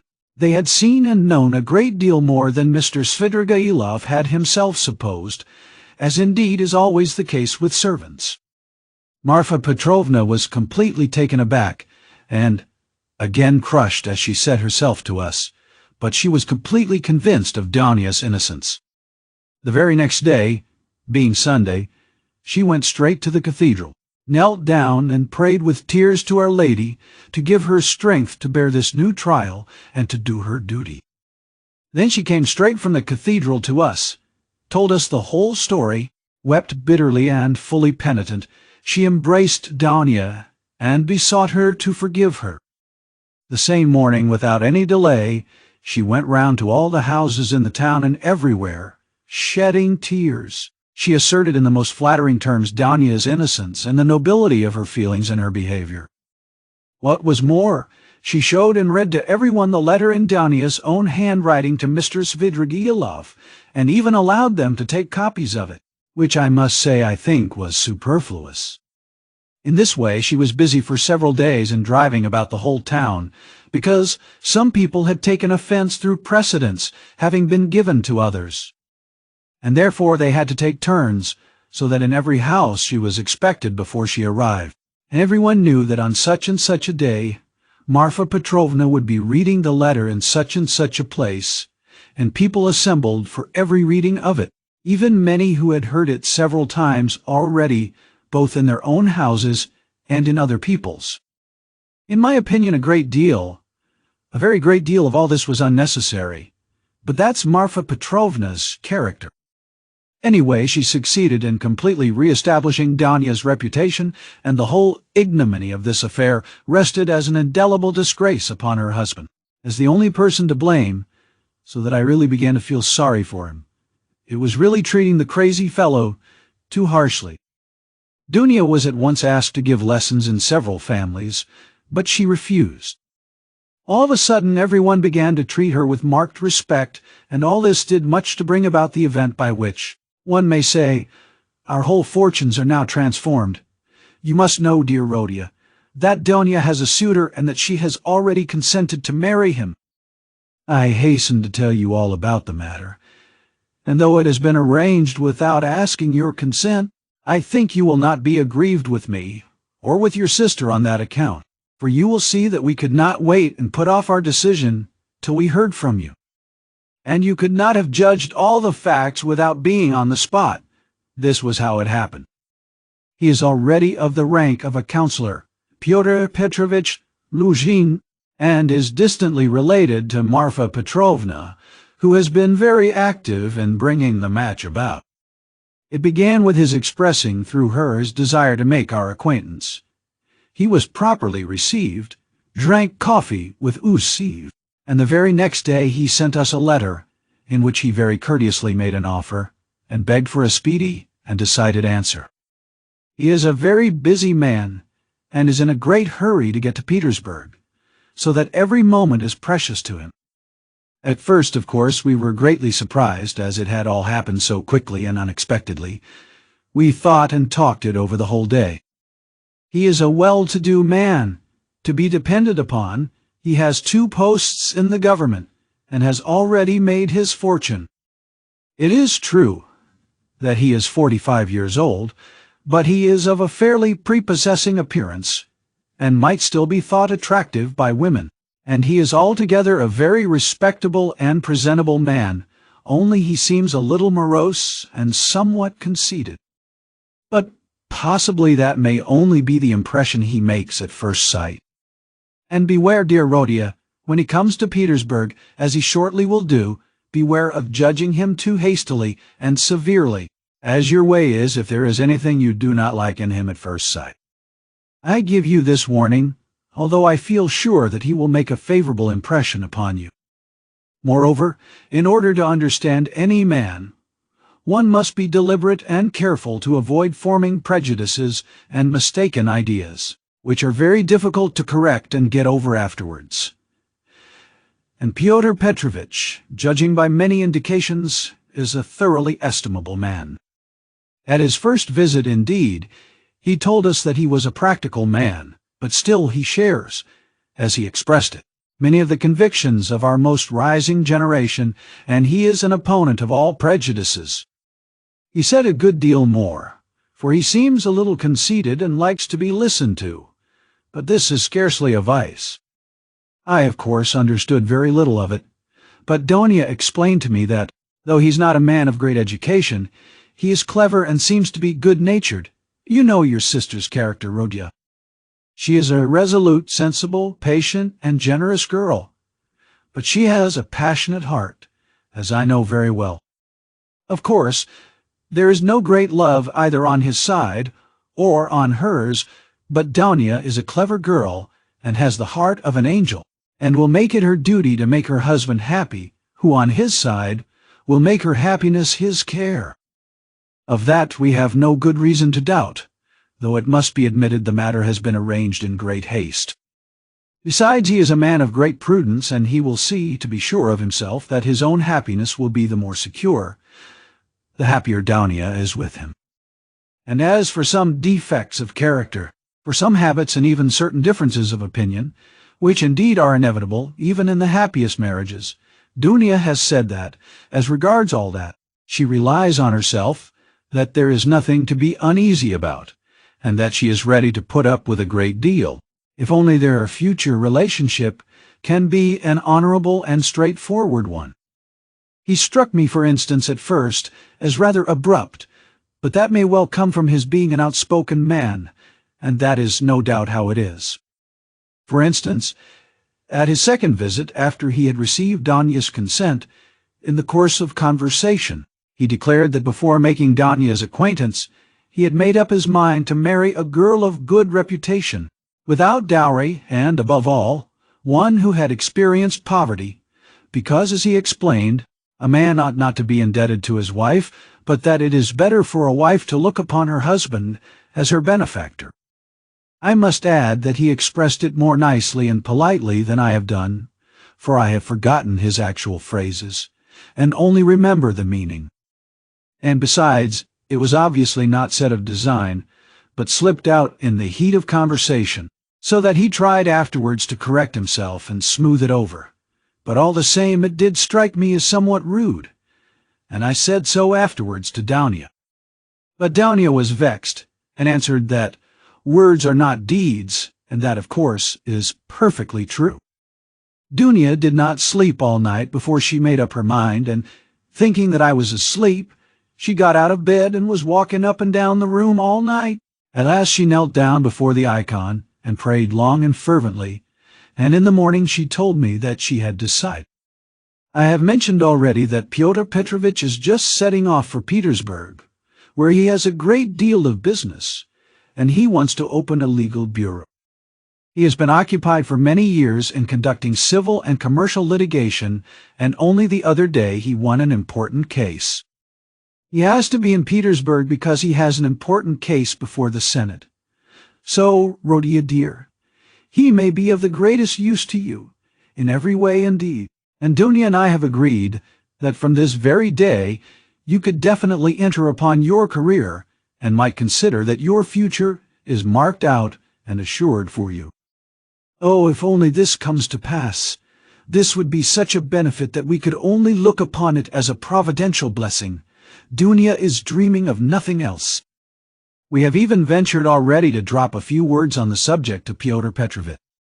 He was cautious in his answer, and said that, of course, as he could not get on without a secretary, it would be better to be paying a salary to a relation than to a stranger.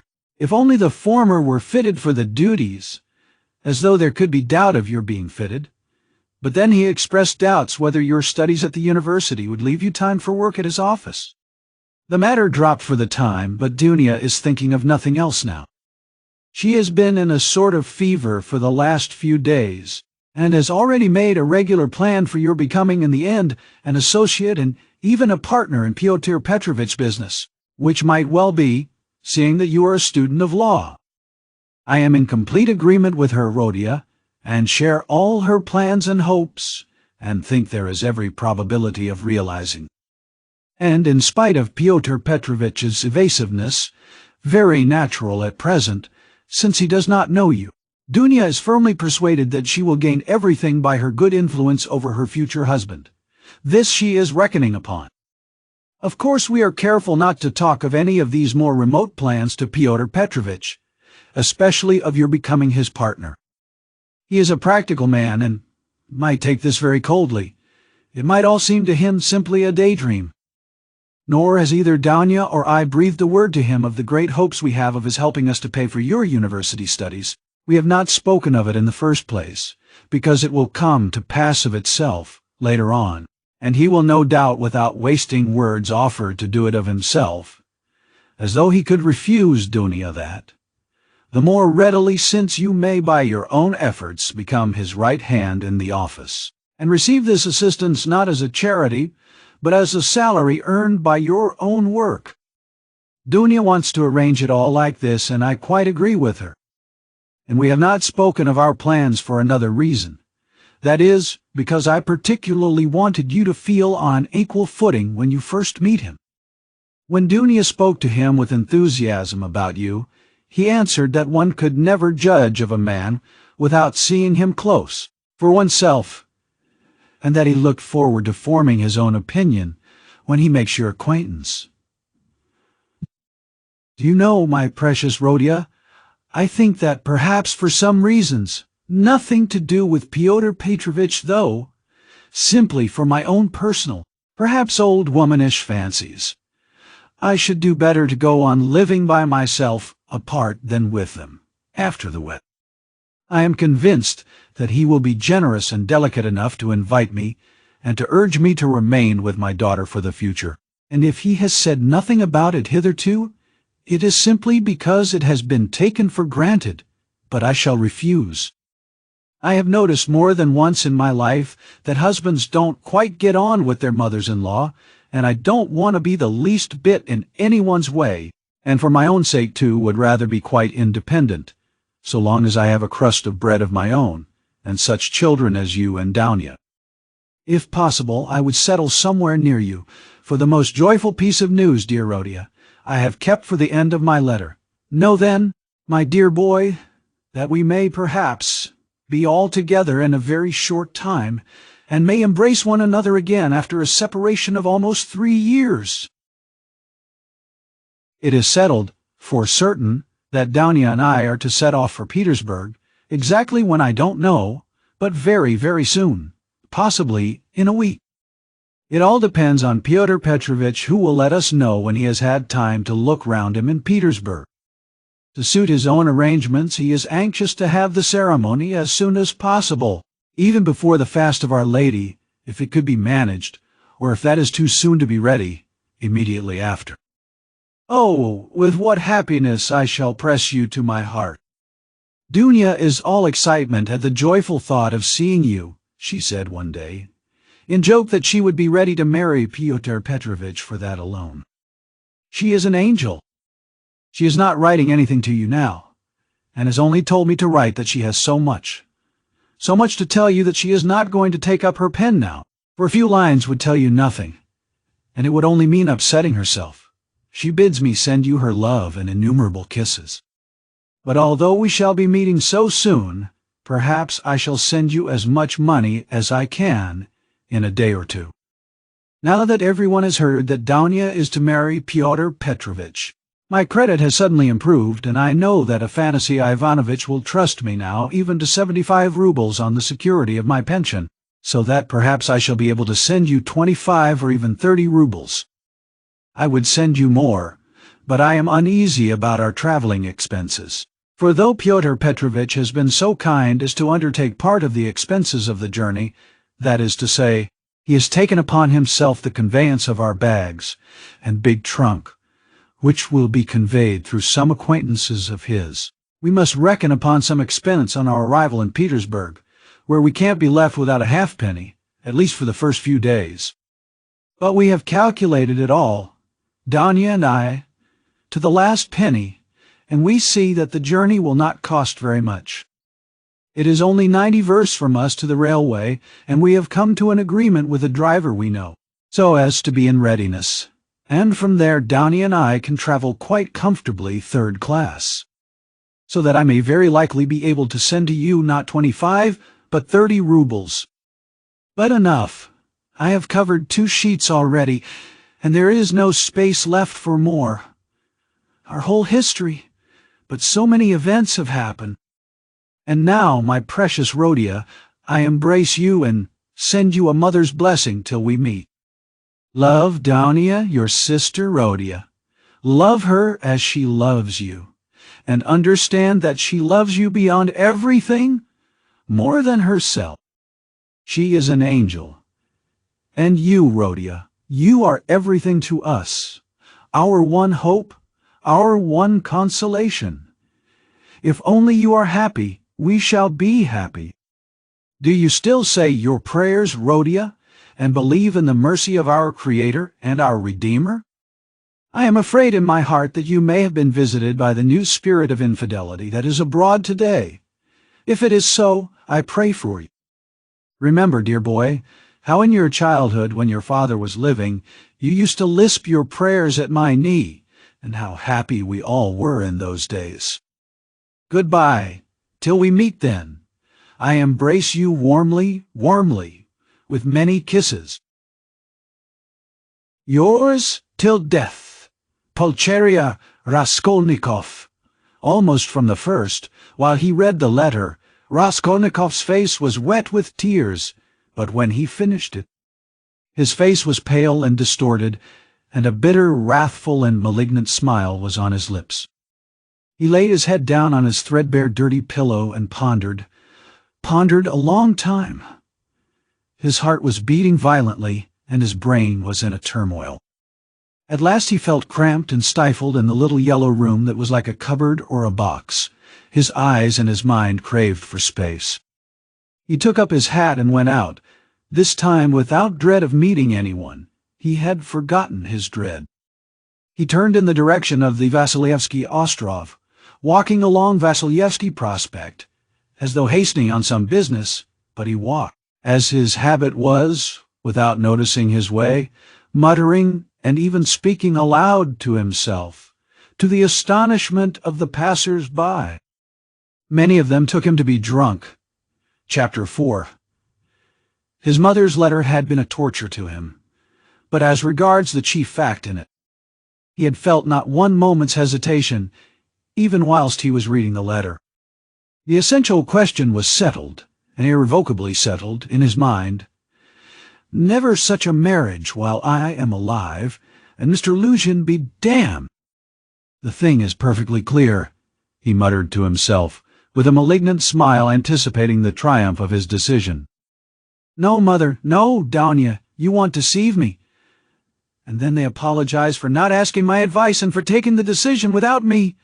I dare say.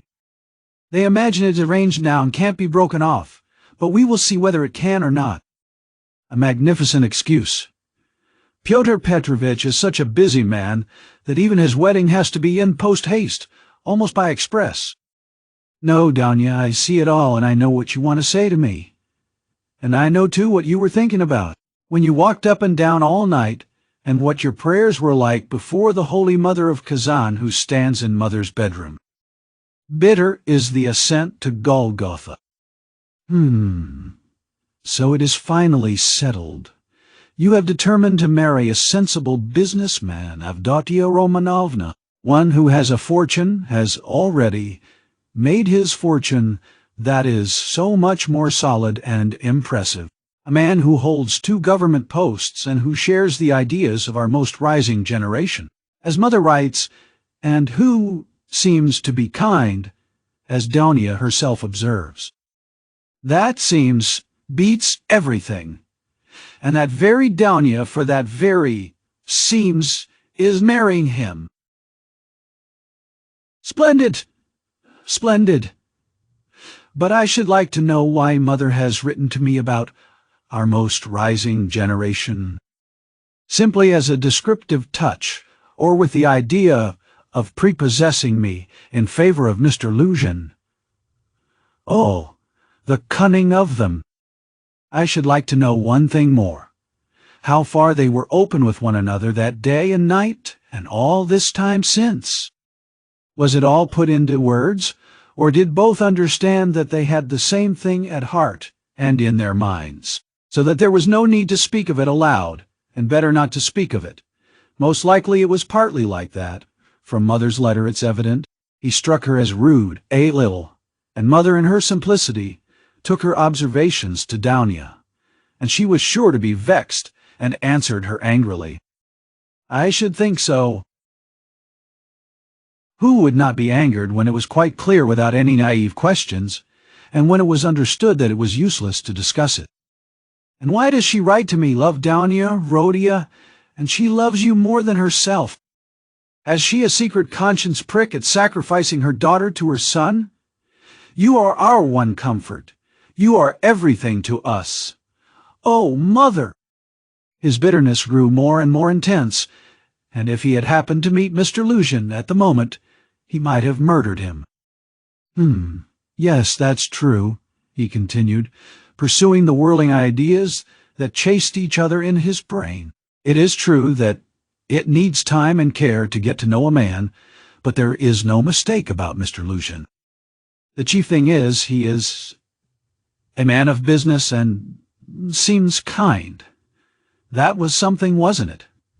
To send the bags in big box for them. Ay, man, no doubt after that. But his bride and her mother are to drive in a peasant's cart covered with sacking. I know, I have been driven in it. No matter. It is only 90 versts, and then they can travel very comfortably. Third class, for 1,000 versts. Quite right, too. One must cut one's coat according to woun's cloth, but what about you, Mr. Lucian? She is your bride. And you must be aware that her mother has to raise money on her pension for the journey. To be sure, it's a matter of business, a partnership for mutual benefit, with equal shares and expenses, food and drink provided, but pay for your tobacco. The businessman has got the better of them, too. The luggage will cost less than their fares, and very likely go for nothing. How is it that they don't both see all that? Or is it that they don't want to see? And they are pleased, and to think that this is only the first blossoming, and that the real fruits are to come. But what really matters is not the stinginess, is not the meanness, but the tone of the whole thing. For that will be the tone after marriage. It's a foretaste of it. And Mother, too, why should she be so lavish? What will she have by the time she gets to Petersburg? 3 silver rubles or 2 paper ones, as She says. That old woman? What does she expect to live upon in Petersburg afterwards? She has her reasons already for guessing that she could not live with Downia after the marriage, even for the first few months. The good man has no doubt let slip something on that subject also, though Mother would deny it. I shall refuse, says she. On whom is she reckoning, then? Is she counting on what is left of her 120 rubles of pension when Afanasy Ivanovitch's debt is paid? She knits woolen shawls and embroiders cuffs, ruining her old eyes. And all her shawls don't add more than 20 rubles a year to her 120, I know that. So she is building all her hopes all the time on Mr. Lucian's generosity. He will offer it of himself. He will press it on me. You may wait a long time for that. That's how it always is with these Schilleresque noble hearts. Till the last moment every goose is a swan with them. Till the last moment they hope for the best and will see nothing wrong, and although they have an inkling of the other side of the picture, yet they won't face the truth till they are forced to. The very thought of it makes them shiver. They thrust the truth away with both hands until the man they deck out in false colors puts a fool's cap on them with his own hands. I should like to know whether Mr. Lucian has any orders of merit. I bet he has the Anna in his buttonhole, and that he puts it on when he goes to dine with contractors or merchants. He will be sure to have it for his wedding, too. Enough of him. Confound him. Well, Mother, I don't wonder at it's like her, God bless her, but how could Downia, darling, as though I did not know you? You were nearly 20 when I saw you last. I understood you then. Mother writes that Downia can put up with a great deal. I know that very well. I knew that 2 years and a half ago, and for the last 2.5 years I have been thinking about it. Thinking of just that Downia can put up with a great deal. If she could put up with Mr. Svidrigailov and all the rest of it, she certainly can put up with a great deal. And now Mother and she have taken it into their heads that she can put up with Mr. Luzhin, who propounds the theory of the superiority of wives raised from destitution, and owing everything to their husband's bounty, who propounds it, too, almost at the first interview. Granted that he let it slip, though he is a sensible man, yet maybe it was not a slip at all, but he meant to make himself clear as soon as possible. But Dunya? She understands the man, of course, but she will have to live with the man. Why? She'd live on black bread and water. She would not sell her soul. She would not barter her moral freedom for comfort. She would not barter it for all Schleswig-Holstein, much less Mr. Luzhin's money. No, Dunya was not that sort when I knew her, and she's still the same, of course. Yes, there's no denying. The Svidrigailovs are a bitter pill. It's a bitter thing to spend one's life a governess in the provinces for 200 rubles. But I know she would rather be a nigger on a plantation or a let with a German master than degrade her soul and her moral dignity by binding herself forever to a man whom she does not respect and with whom she has nothing in common, for her own advantage. And if Mr. Luzhin had been of unalloyed gold, or one huge diamond, she would never have consented to become his legal concubine. Why is she consenting then? What's the point of it? What's the answer? It's clear enough. For herself, for her comfort, to save her life she would not sell herself, but for someone else she is doing it. For one she loves, for one she adores, she will sell herself. That's what it all amounts to. For her brother, for her mother, she will sell herself. She will sell everything. In such cases, shall we overcome our moral feeling, if necessary, freedom, peace, conscience, even all are brought into the market. Let my life go, if only my dear ones may be happy. More than that, we become casuists. We learn to be Jesuitical, and for a time, maybe we can soothe ourselves. We can persuade ourselves that it is one's duty for a good object. That's just like us. It's as clear as daylight. It's clear that Rodion Romanovich Raskolnikov is the central figure in the business, and no one else. Oh yes, she can ensure his happiness, keep him in the university, make him a partner in the office, make his whole future secure. Perhaps he may even be a rich man later on, prosperous, respected, and may even end his life a famous man. But my mother? It's all Rhodia, precious Rhodia, her firstborn, for such a son who would not sacrifice such a daughter. Oh, loving over-partial hearts! Why, for his sake we would not shrink even from Sonia's fate. Sonia Marmeladov, the eternal victim so long as the world lasts. Have you taken the measure of your sacrifice, both of you? Is it right? Can you bear it? Is it any use? Is there sense in it? And let me tell you, Dunya, Sonia's life is no worse than life with Mr. Luzhin. There can be no question of love, Mother writes. And what if there can be no respect, either? If, on the contrary, there is aversion, contempt, repulsion, what then? So you will have to keep up your appearance too. Is not that so? Do you understand what that smartness means? Do you understand that the Luzhin smartness is just the same thing as Sonia's, and maybe worse, viler, baser? Because in your case, Dunya, it's a bargain for luxuries after all. But with Sonia, it's simply a question of starvation. It has to be paid for, Dunya, this smartness. And what if it's more than you can bear afterwards, if you regret it? The bitterness, the misery, the curses, the tears hidden from all the world, for you are not a Marfa Petrovna. And how will your mother feel then? Even now she is uneasy, she is worried, but then, when she sees it all clearly? And I? Yes, indeed, what have you taken me for? I won't have your sacrifice, Dunya. I won't have it, mother. It shall not be. So long as I am alive, it shall not. It shall not. I won't accept it. He suddenly paused in his reflection and stood still. It shall not be. But what are you going to do to prevent it? You'll forbid it? And what right have you? What can you promise them on your side to give you such a right? Your whole life, your whole future, you will devote to them when you have finished your studies and obtained a post? Yes, we have heard all that before, and that's all words, but now something must be done now.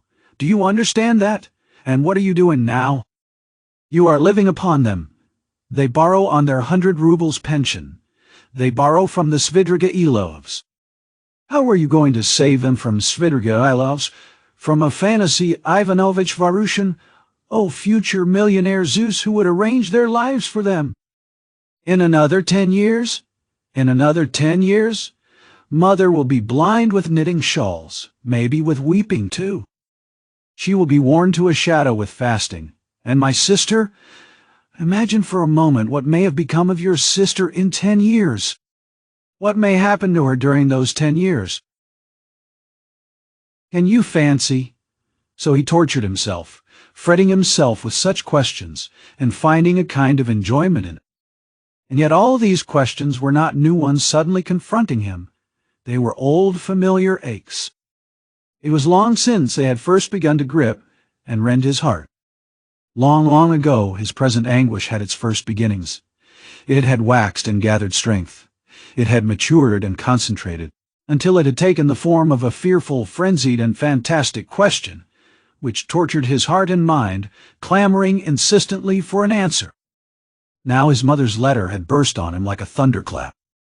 It was clear that he must not now suffer passively, worrying himself over unsolved questions, but that he must do something, do it at once, and do it quickly. Anyway, he must decide on something, or throw up life altogether, he cried suddenly, in a frenzy, accept one's lot humbly as it is, once for all, and stifle everything in oneself, giving up all claim to activity, life, and love. Do you understand, sir? Do you understand what it means when you have absolutely nowhere to turn? Marmeladov's question came suddenly into his mind, for every man must have somewhere to turn. He gave a sudden start. Another thought that he had had yesterday slipped back into his mind. But he did not start at the thought recurring to him, for he knew, he had felt beforehand, that it must come back. He was expecting it. Besides, it was not only yesterday's thought. The difference was that a month ago, yesterday even, the thought was a mere dream. But now it appeared not a dream at all. It had taken a new menacing and quite unfamiliar shape, and he suddenly became aware of this himself. He felt a hammering in his head, and there was a darkness before his eyes. He looked round hurriedly. He was searching for something. He wanted to sit down and was looking for a seat. He was walking along the quay, boulevard. There was a seat about 100 paces in front of him. He walked towards it as fast as he could, but on the way he met with a little adventure which absorbed all his attention. Looking for the seat, he had noticed a woman walking some 20 paces in front of him, but at first he took no more notice of her than of other objects that crossed his path. It had happened to him many times going home not to notice the road by which he was going, and he was accustomed to walk like that. But there was at first sight something so strange about the woman in front of him that gradually his attention was riveted upon her, at first reluctantly, and, as it were, resentfully, and then more and more intently. He felt a sudden desire to find out what it was that was so strange about the woman. In the first place, she appeared to be a girl quite young, and she was walking in the great heat, bareheaded, and with no parasol or gloves, waving her arms about in an absurd way. She had on a dress of some light silky material, but put on strangely awry, not properly hooked up, and torn open at the top of the skirt, close to the waist, A great piece was rent and hanging loose. A little kerchief was flung about her bare throat but lay slanting on one side. The girl was walking unsteadily too, stumbling and staggering from side to side. She drew Raskolnikov's whole attention at last. He overtook the girl at the seat, but, on reaching it, she dropped down on it, in the corner. She let her head sink on the back of the seat and closed her eyes, apparently in extreme exhaustion. Looking at her closely, he saw at once that she was completely drunk. It was a strange and shocking sight. He could hardly believe that he was not mistaken. He saw before him the face of a quite young, fair-haired girl, 16, perhaps not more than 15 years old, pretty little face, but flushed and heavy-looking and, as it were, swollen. The girl seemed hardly to know what she was doing. She crossed one leg over the other, lifting it indecorously, and showed every sign of being unconscious that she was in the street. Raskolnikov did not sit down, but he felt unwilling to leave her, and stood facing her in perplexity. This boulevard was never much frequented, and now, at 2 o'clock, in the stifling heat, it was quite deserted. And yet, on the further side of the boulevard, about 15 paces away, a gentleman was standing on the edge of the pavement. He, too, would apparently have liked to approach the girl with some object of his own. He, too, had probably seen her in the distance and had followed her, but found Raskolnikov in his way. He looked angrily at him, though he tried to escape his notice and stood impatiently biding his time, till the unwelcome man in rags should have moved away. His intentions were unmistakable. The gentleman was a plump, thickly set man, about 30, fashionably dressed, with a high color, red lips, and mustaches. Raskolnikov felt furious. He had a sudden longing to insult this fat dandy in some way. He left the girl for a moment, and walked towards the gentleman. "Hey, you Svidrigailov, what do you want here?" he shouted, clenching his fists and laughing, spluttering with rage. "What do you mean?" the gentleman asked sternly, scowling in haughty astonishment. "Get away, that's what I mean. How dare you, you low fellow!" He raised his cane. Raskolnikov rushed at him with his fists, without reflecting that the stout gentleman was a match for two men like himself. But at that instant someone seized him from behind, and a police constable stood between them. "That's enough, gentlemen. No fighting. Please, in a public place. What do you want?" "Who are you?" he asked Raskolnikov sternly, noticing his rags. Raskolnikov looked at him intently. He had a straightforward, sensible, soldierly face, with grey mustaches and whiskers. "You are just the man I want," Raskolnikov cried, catching at his arm. "I am a student, Raskolnikov." "You may as well know that too," he added, addressing the gentleman. "Come along, I have something to show you." And taking the policeman by the hand, he drew him towards the seat. "Look here, hopelessly drunk, and she has just come down the boulevard. There's no telling who and what she is. She does not look like a professional. It's more likely she has been given drink and deceived somewhere, for the first time. You understand? And they've put her out into the street like that. Look at the way her dress is torn, and the way it has been put on. She has been dressed by somebody. She has not dressed herself, and dressed by unpracticed hands, by a man's hands. That's evident. And now look there. I don't know the dandy with whom I was going to fight. I see him for the first time, but he too has seen her on the road, just now, drunk, not knowing what she is doing, and now he is very eager to get hold of her, to get her away somewhere while she is in this state. That's certain, believe me. I am not wrong. I saw him myself watching her and following her, but I prevented him, and he is just waiting for me to go away. Now he has walked away a little, and is standing still, pretending to make a cigarette. Think how can we keep her out of his hands, and how are we to get her home?" The policeman saw it all in a flash. The stout gentleman was easy to understand. He turned to consider the girl. The policeman bent over to examine her more closely, and his face worked with genuine compassion. "Ah, what a pity," he said, shaking his head. "Why, she is quite a child. She has been deceived, you can see that at once. Listen, lady," he began, addressing her. "Where do you live?" The girl opened her weary and sleepy-looking eyes, gazed blankly at the speaker, and waved her hand. "Here," said Raskolnikov, feeling in his pocket, and finding 20 kopecks. "Here, call a cab and tell him to drive her to her address. The only thing is to find out her address." Missy," the policeman began again, taking the money. "I'll fetch you a cab and take you home myself." "Where shall I take you, eh?" "Where do you live?" "Go away." "They won't let me alone," the girl muttered, and once more waved her hand. "Ah, how shocking!"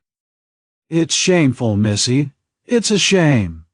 He shook his head again, shocked, sympathetic, and indignant. "It's a difficult job," the policeman said to Raskolnikov, and as he did so, he looked him up and down in a rapid glance.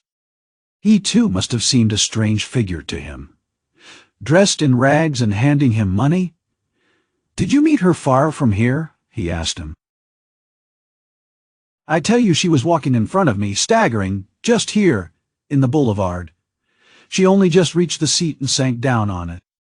Ah, the shameful things that are done in the world nowadays. God have mercy on us! An innocent creature like that, drunk already! She has been deceived, that's a sure thing. See how her dress has been torn, too. Ah, the vice one sees nowadays. And as likely as not she belongs to gentlefolk too, poor ones maybe. There are many like that nowadays.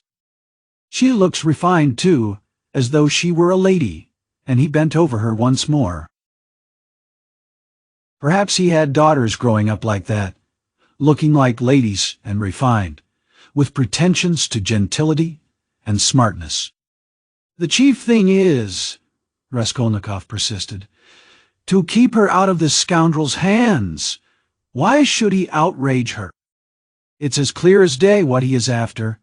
Ah, the brute, he is not moving off." Raskolnikov spoke aloud and pointed to him. The gentleman heard him and seemed about to fly into a rage again, but thought better of it and confined himself to a contemptuous look. He then walked slowly another 10 paces away and again halted. "Keep her out of his hands we can," said the constable thoughtfully. "If only she'd tell us where to take her. But as it is—" "Missy, hey, missy!" He bent over her once more. She opened her eyes fully all of a sudden, looked at him intently, as though realizing something, got up from the seat and walked away in the direction from which she had come. "Oh, shameful wretches! They won't let me alone," she said, waving her hand again. She walked quickly, though staggering as before. The dandy followed her, but along another avenue, keeping his eye on her. "Don't be anxious, I won't let him have her," the policeman said resolutely, and he set off after them. "Ah, the vice one sees nowadays," he repeated aloud, sighing. At that moment something seemed to sting Raskolnikov. In an instant, a complete revulsion of feeling came over him. "Hey, here!" he shouted after the policeman.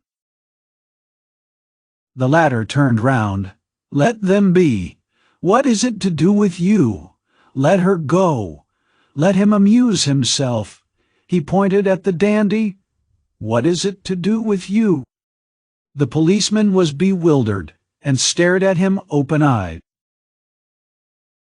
Raskolnikov laughed. "Well," ejaculated the policeman, with a gesture of contempt, and he walked after the dandy and the girl, probably taking Raskolnikov for a madman or something even worse.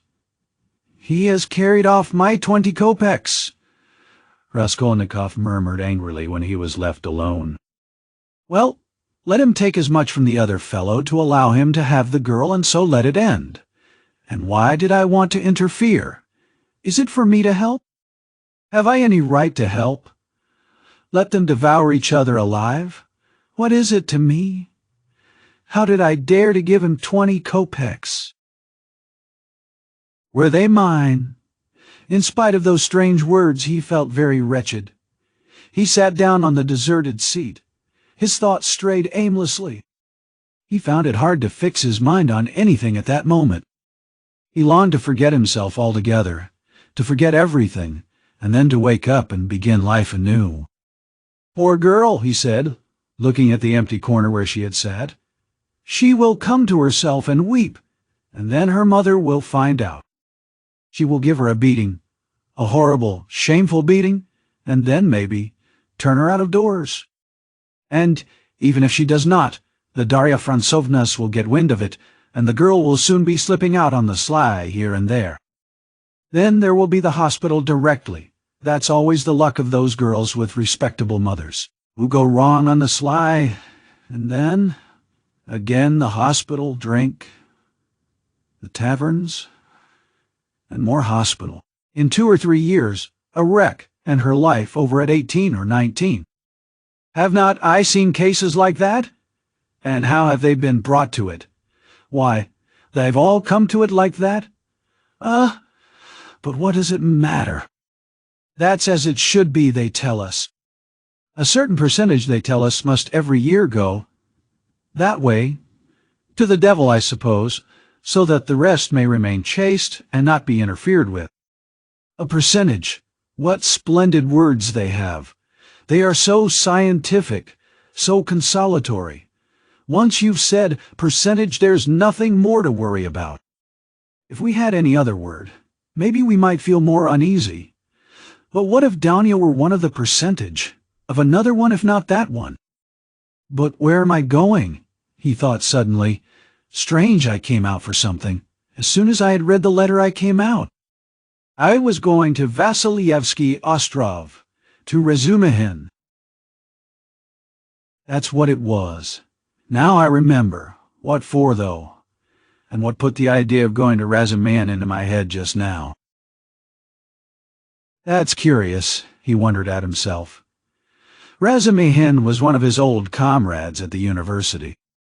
It was remarkable that Raskolnikov had hardly any friends at the university. He kept aloof from everyone, went to see no one, and did not welcome anyone who came to see him. And indeed, everyone soon gave him up. He took no part in the students' gatherings, amusements, or conversations. He worked with great intensity without sparing himself, and he was respected for this, but no one liked him.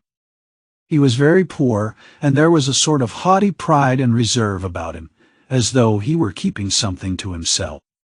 He seemed to some of his comrades to look down upon them all as children, as though he were superior in development, knowledge, and convictions, as though their beliefs and interests were beneath him. With Razumihin he had got on, or at least he was more unreserved and communicative with him. Indeed, it was impossible to be on any other terms with Razumihin.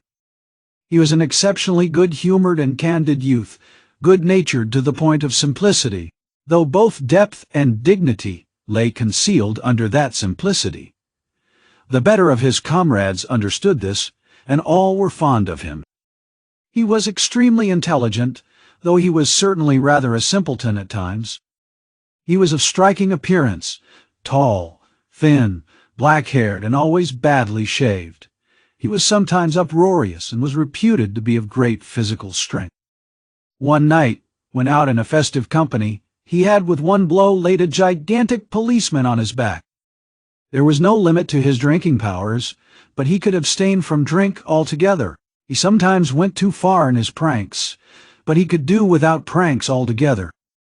Another thing striking about Razumihin, no failure distressed him, and it seemed as though no unfavorable circumstances could crush him. He could lodge anywhere and bear the extremes of cold and hunger. He was very poor, and kept himself entirely on what he could earn by work of one sort or another. He knew of no end of resources by which to earn money. He spent one whole winter without lighting his stove, and used to declare that he liked it better, because one slept more soundly in the cold. For the present he, too, had been obliged to give up the university, but it was only for a time, and he was working with all his might to save enough to return to his studies again. Raskolnikov had not been to see him for the last 4 months, and Razumihin did not even know his address.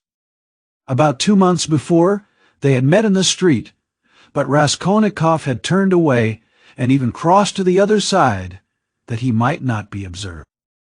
And though Razumihin noticed him, he passed him by, as he did not want to annoy him. Chapter 1. Of course, I've been meaning lately to go to Razumihin's to ask for work, to ask him to get me lessons or something. Raskolnikov thought, but what help can he be to me now? Suppose he gets me lessons. Suppose he shares his last farthing with me, if he has any farthings, so that I could get some boots and make myself tidy enough to give lessons. Well, and what then? What shall I do with the few coppers I earn? That's not what I want now. It's really absurd for me to go to Razumihin. The question why he was now going to Razumihin agitated him even more than he was himself aware. He kept uneasily seeking for some sinister significance in this apparently ordinary action. Could I have expected to set it all straight and to find a way out by means of Razumihin alone? He asked himself in perplexity. He pondered and rubbed his forehead, and, strange to say, after long musing, suddenly, as if it were spontaneously and by chance, a fantastic thought came into his head. To Razumihin's, he said all at once, calmly, as though he had reached a final determination. I shall go to Razumihin's, of course, but not now. I shall go to him on the next day after it, when it will be over and everything will begin afresh. And suddenly he realized what he was thinking. After it, he shouted, jumping up from the seat. But is it really going to happen? Is it possible it really will happen? He left the seat and went off almost at a run. He meant to turn back, homewards, but the thought of going home suddenly filled him with intense loathing. In that hole, in that awful little cupboard of his, all this had for a month past been growing up in him, and he walked on at random. His nervous shudder had passed into a fever that made him feel shivering. In spite of the heat, he felt cold. With a kind of effort he began almost unconsciously, from some inner craving, to stare at all the objects before him, as though looking for something to distract his attention, but he did not succeed, and kept dropping every moment into brooding. When, with a start, he lifted his head again and looked round, he forgot at once what he had just been thinking about, and even where he was going. In this way he walked right across Vasilyevsky Ostrov, came out onto the Lesser Neva, crossed the bridge, and turned towards the islands. The greenness and freshness were at first restful to his weary eyes after the dust of the town, and the huge houses that hemmed him in and weighed upon him. Here there were no taverns, no stifling closeness, no stench. But soon these new pleasant sensations passed into morbid irritability. Sometimes he stood still before a brightly painted summer villa, standing among green foliage. He gazed through the fence. He saw in the distance smartly dressed women on the verandas and balconies, and children running in the gardens. The flowers especially caught his attention. He gazed at them longer than at anything. He was met, too, by luxurious carriages and by men and women on horseback. He watched them with curious eyes and forgot about them before they had vanished from his sight. Once he stood still and counted his money. He found he had 30 kopecks. 20 to the policeman, 3 to Nastasia for the letter. So I must have given 47 or 50 to the Marmeladovs yesterday, he thought, reckoning it up for some unknown reason, but he soon forgot with what object he had taken the money out of his pocket. He recalled it on passing an eating-house or tavern, and felt that he was hungry. Going into the tavern, he drank a glass of vodka and ate a pie of some sort. He finished eating it as he walked away. It was a long while since he had taken vodka, and it had an effect upon him at once, though he only drank a wineglassful. His legs felt suddenly heavy, and a great drowsiness came upon him. He turned homewards, but reaching Petrovsky Ostrov, he stopped completely exhausted, turned off the road into the bushes, sank down upon the grass, and instantly fell asleep. In a morbid condition of the brain, dreams often have a singular actuality, vividness, and extraordinary semblance of reality. At times, monstrous images are created, but the setting and the whole picture are so truth-like and filled with details so delicate, so unexpectedly, but so artistically consistent, that the dreamer, were he an artist like Pushkin or Turgenev even, could never have invented them in the waking state. Such sick dreams always remain long in the memory and make a powerful impression on the overwrought and deranged nervous system. Raskolnikov had a fearful dream. He dreamt he was back in his childhood in the little town of his birth. He was a child about 7 years old, walking into the country with his father on the evening of a holiday. It was a gray and heavy day. The country was exactly as he remembered it. Indeed, he recalled it far more vividly in his dream than he had done in memory. The little town stood on a level flat as bare as the hand, not even a willow near it. Only in the far distance a copse lay, a dark blur on the very edge of the horizon. A few paces beyond the last market garden stood a tavern, a big tavern, which had always aroused in him a feeling of aversion, even of fear, when he walked by it with his father. There was always a crowd there, always shouting, laughter and abuse, hideous horse singing and often fighting. Drunken and horrible-looking figures were hanging about the tavern. He used to cling close to his father, trembling all over when he met them. Near the tavern the road became a dusty track, the dust of which was always black. It was a winding road, and about 100 paces further on, it turned to the right to the graveyard.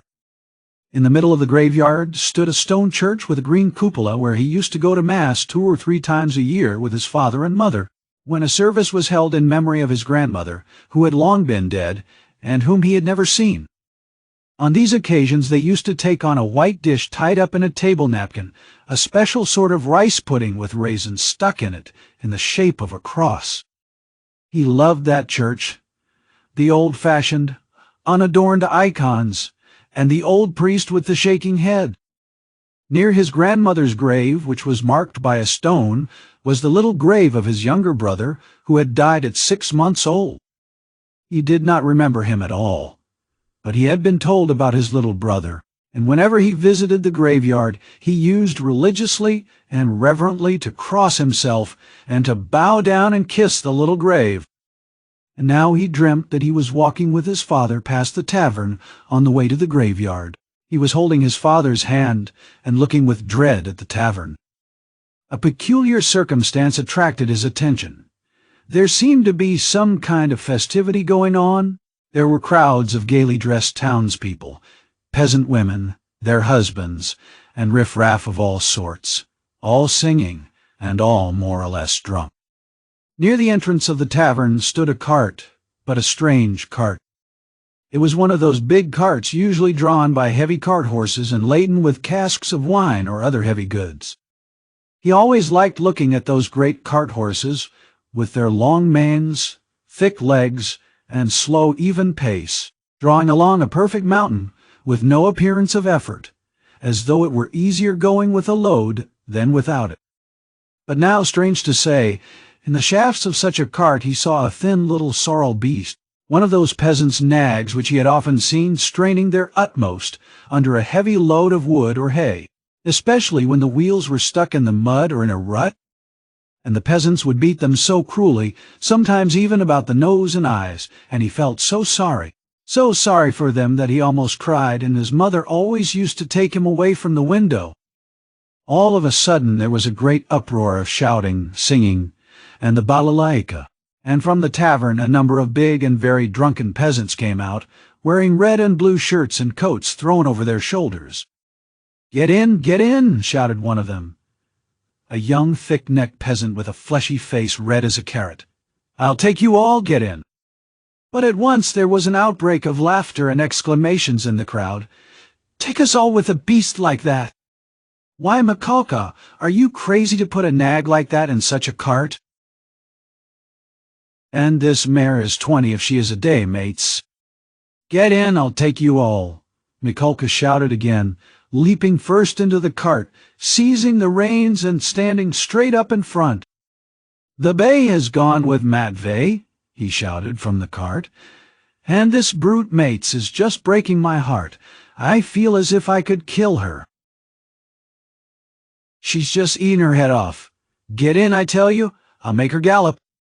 She'll gallop, and he picked up the whip, preparing himself with relish to flog the little mare. "Get in. Come along." The crowd laughed. "You hear she'll gallop? Gallop indeed. She has not had a gallop in her for the last 10 years. She'll jog along. Don't you mind her, Mates. Bring a whip, each of you. Get ready. All right. Give it to her." They all clambered into Mikulka's cart, laughing and making jokes. 6 men got in, and there was still room for more. They hauled in a fat, rosy-cheeked woman. She was dressed in red cotton, in a pointed, beaded headdress and thick leather shoes. She was cracking nuts and laughing. The crowd round them was laughing too, and indeed, how could they help laughing? That wretched nag was to drag all the cartload of them at a gallop. 2 young fellows in the cart were just getting whips ready to help Mikulka. With a cry of "Now!" the mare tugged with all her might, but far from galloping, could scarcely move forward. She struggled with her legs, gasping and shrinking from the blows of the 3 whips which were showered upon her like hail. The laughter in the cart and in the crowd was redoubled, but Mikulka flew into a rage and furiously thrashed the mare, as though he supposed she really could gallop. "Let me get in too, Mates," shouted a young man in the crowd, whose appetite was aroused. "Get in, all get in," cried Mikulka. "She will draw you all. I'll beat her to death." And he thrashed and thrashed at the mare, beside himself with fury. "Father, father," he cried. "Father, what are you doing?" "Father, they are beating the poor horse." Come along," said his father. "They are drunken and foolish, they are in fun. Come away, don't look." And he tried to draw him away, but he tore himself away from his hand, and, beside himself with horror, ran to the horse. The poor beast was in a bad way. She was gasping, standing still, then tugging again, and almost falling. "Beat her to death," cried Mikulka. "It's come to that." "I'll do for her."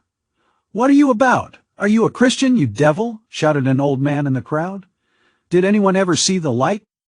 A wretched nag like that pulling such a cartload," said another. "You'll kill her," shouted the third. "Don't meddle, it's my property. I'll do what I choose." "Get in, more of you. Get in, all of you. I will have her go at a gallop." All at once laughter broke into a roar and covered everything. The mare, roused by the shower of blows, began feebly kicking. Even the old man could not help smiling. To think of a wretched little beast like that trying to kick. 2 lads in the crowd snatched up whips and ran to the mare to beat her about the ribs. 1 ran each side. "Hit her in the face, in the eyes, in the eyes," cried Mikulka. "Give us a song, Mates," shouted someone in the cart. And everyone in the cart joined in a riotous song, jingling a tambourine and whistling. The woman went on cracking nuts and laughing. He ran beside the mare, ran in front of her, saw her being whipped across the eyes, right in the eyes. He was crying. He felt choking. His tears were streaming. One of the men gave him a cut with the whip across the face. He did not feel it.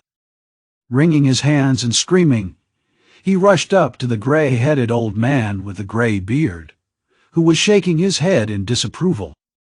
One woman seized him by the hand and would have taken him away, but he tore himself from her and ran back to the mare.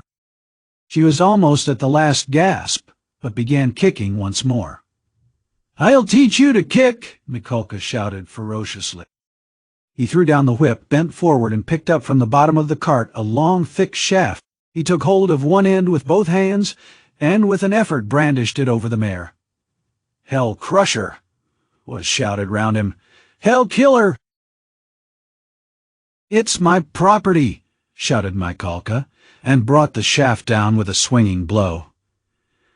There was a sound of a heavy thud. "Thrasher! Thrasher! Thrasher!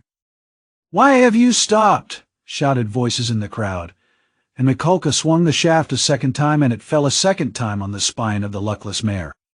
She sank back on her haunches but lurched forward and tugged forward with all her force, tugged first on one side and then on the other, trying to move the cart.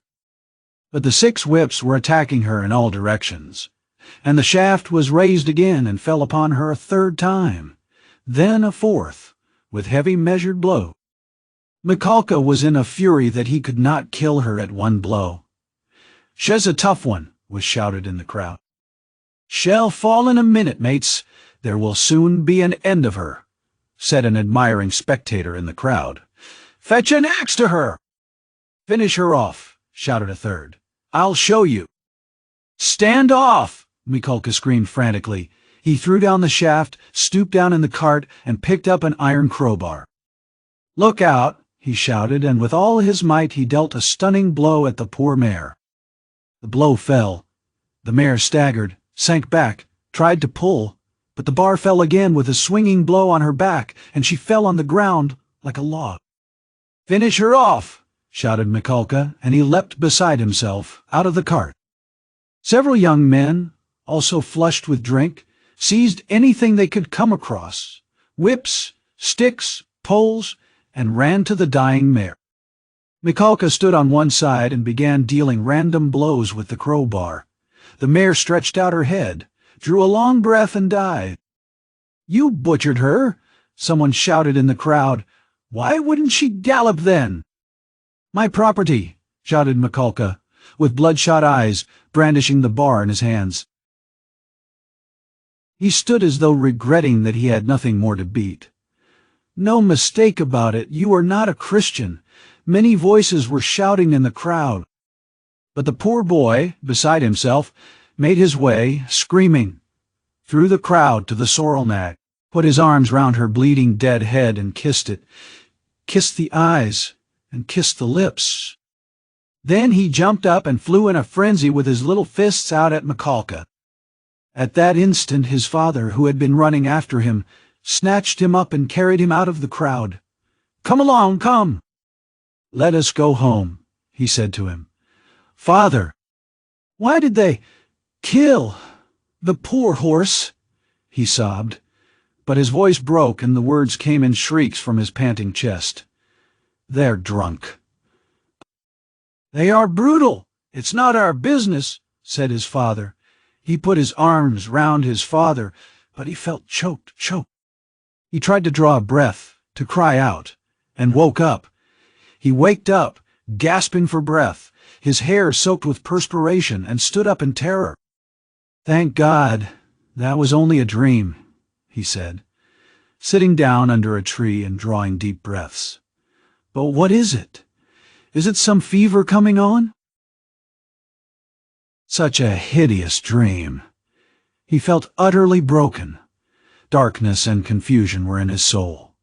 He rested his elbows on his knees and leaned his head on his hands. "Good God," he cried, can it be, that I shall really take an axe, that I shall strike her on the head, split her skull open, that I shall tread in the sticky warm blood, break the lock, steal and tremble, hide, all spattered in the blood, with the axe? Good God, can it be? He was shaking like a leaf as he said this. "But why am I going on like this?" he continued, sitting up again, as it were in profound amazement. "I knew that I could never bring myself to it, so what have I been torturing myself for till now? Yesterday, when I went to make that experiment, yesterday I realized completely that I could never bear to do it. Why am I going over it again then? Why am I hesitating? As I came down the stairs yesterday, I said myself that it was base, loathsome. Vile, the very thought of it made me feel sick and filled me with horror. No, I couldn't do it. Granted that there is no flaw in all that reasoning.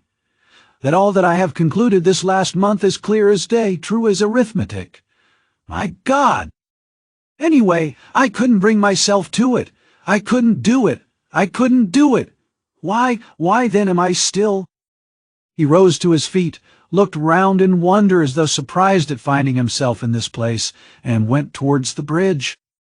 He was pale. His eyes glowed. He was exhausted in every limb. But he seemed suddenly to breathe more easily. He felt he had cast off that fearful burden that had so long been weighing upon him, and all at once there was a sense of relief and peace in his soul. Lord, he prayed, show me my path. I renounce that accursed dream of mine. Crossing the bridge, he gazed quietly and calmly at the Neva, at the glowing red sun setting in the glowing sky. In spite of his weakness, he was not conscious of fatigue. It was as though an abscess that had been forming for a month past in his heart had suddenly broken. Freedom, freedom! He was free from that spell, that sorcery, that obsession. Later on, when he recalled that time and all that happened to him during those days, minute by minute, point by point, he was superstitiously impressed by one circumstance, which, though in itself not very exceptional, always seemed to him afterwards the predestined turning point of his fate. He could never understand and explain to himself why, when he was tired and worn out, when it would have been more convenient for him to go home by the shortest and most direct way, he had returned by the Haymarket where he had no need to go. It was obviously and quite unnecessarily out of his way, though not much so. It is true that it happened to him dozens of times to return home without noticing what streets he passed through. But why, he was always asking himself, why had such an important, such a decisive, and at the same time such an absolutely chance meeting happened in the Haymarket, where he had moreover no reason to go, at the very hour, the very minute of his life when he was just in the very mood, and in the very circumstances in which that meeting was able to exert the gravest and most decisive influence on his whole destiny. As though it had been lying in wait for him on purpose. It was about 9 o'clock when he crossed the Haymarket. At the tables and the barrows, at the booths and the shops, all the market people were closing their establishments or clearing away and packing up their wares, and, like their customers, were going home. Rag-pickers and costermongers of all kinds were crowding round the taverns in the dirty and stinking courtyards of the Haymarket. Raskolnikov particularly liked this place and the neighboring alleys when he wandered aimlessly in the streets. Here his rags did not attract contemptuous attention, and one could walk about in any attire without scandalizing people. At the corner of an alley, a huckster and his wife had 2 tables set out with tapes, thread, cotton handkerchiefs. They too had got up to go home, but were lingering in conversation with a friend who had just come up to them. This friend was Lizaveta Ivanovna, or, as everyone called her, Lizaveta, the younger sister of the old pawnbroker, Alyona Ivanovna, whom Raskolnikov had visited the previous day to pawn his watch and make his experiment. He already knew all about Lizaveta, and she knew him a little too. She was a single woman of about 35, tall, clumsy, timid, submissive, and almost idiotic. She was a complete slave, and went in fear and trembling of her sister, who made her work day and night, and even beat her. She was standing with a bundle before the huckster and his wife, listening earnestly and doubtfully. They were talking of something with special warmth. The moment Raskolnikov caught sight of her, he was overcome by a strange sensation, as it were, of intense astonishment, though there was nothing astonishing about this meeting. "You could make up your mind for yourself, Lizaveta Ivanovna," the huckster was saying aloud. "Come round tomorrow about 7. They will be here too." "Tomorrow?" said Lizaveta slowly and thoughtfully, as though unable to make up her mind. "Upon my word, what a fright you are in of Alyona Ivanovna," gabbled the huckster's wife. "A lively little woman. I look at you, you are like some little babe. And she is not your own sister either. Nothing but a stepsister, and what a hand she keeps over you. But this time don't say a word to Alyona Ivanovna. her husband interrupted. "That's my advice, but come round to us without asking. It will be worth your while. Later on your sister herself may have a notion." "Am I to come?" "About 7 o'clock tomorrow. And they will be here. You will be able to decide for yourself, and we'll have a cup of tea," added his wife. "All right, I'll come," said Lizaveta, still pondering, and she began slowly moving away. Raskolnikov had just passed and heard no more. He passed softly, unnoticed, trying not to miss a word. His first amazement was followed by a thrill of horror, like a shiver running down his spine. He had suddenly quite unexpectedly learnt, that the next day at 7 o'clock Lizaveta, the old woman's sister and only companion, would be away from home, and that therefore at 7 o'clock precisely the old woman would be left alone. He was only a few steps from his lodging. He went in like a man condemned to death. He thought of nothing, and was incapable of thinking, but he felt suddenly in his whole being that he had no more freedom of thought, no will, and that everything was suddenly and irrevocably decided.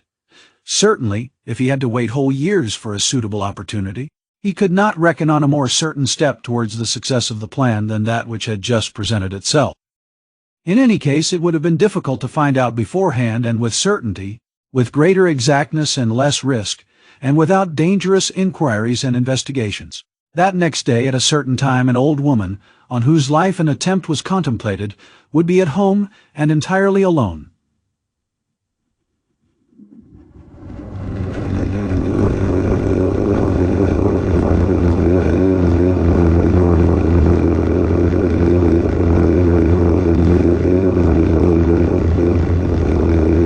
Chapter 6.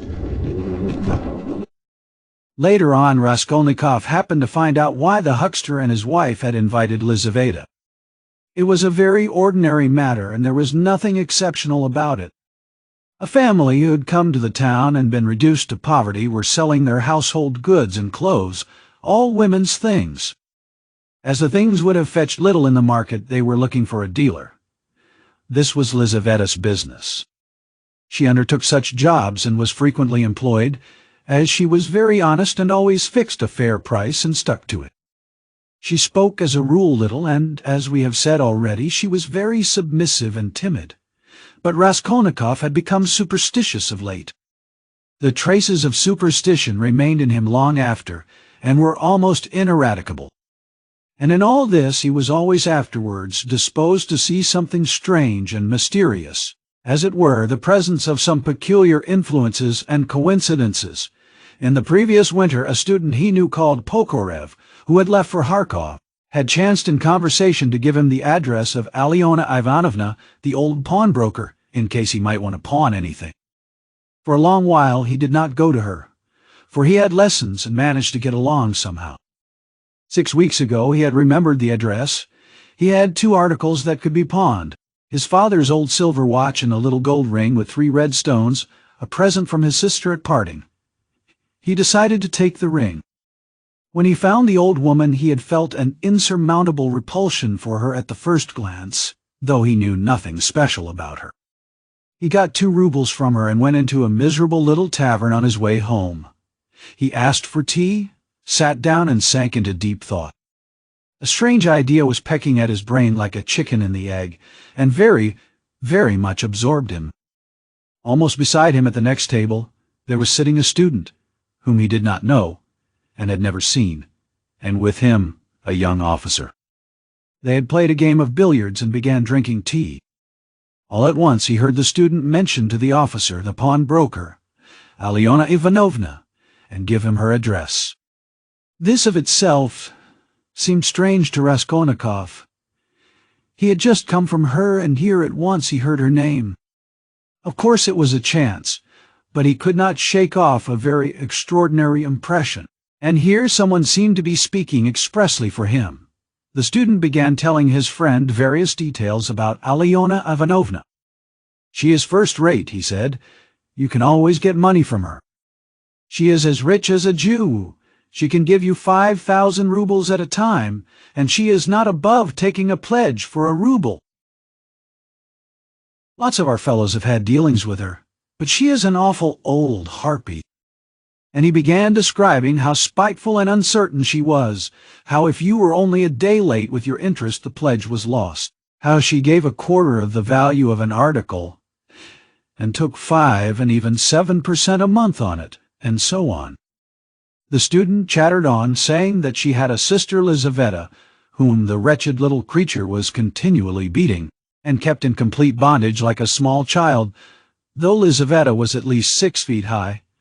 "There's a phenomenon for you," cried the student, and he laughed. They began talking about Lizaveta. The student spoke about her with a peculiar relish, and was continually laughing, and the officer listened with great interest, and asked him to send Lizaveta to do some mending for him. Raskolnikov did not miss a word, and learned everything about her. Lizaveta was younger than the old woman, and was her half-sister, being the child of a different mother. She was 35. She worked day and night for her sister, and besides doing the cooking and the washing, she did sewing and worked as a charwoman and gave her sister all she earned.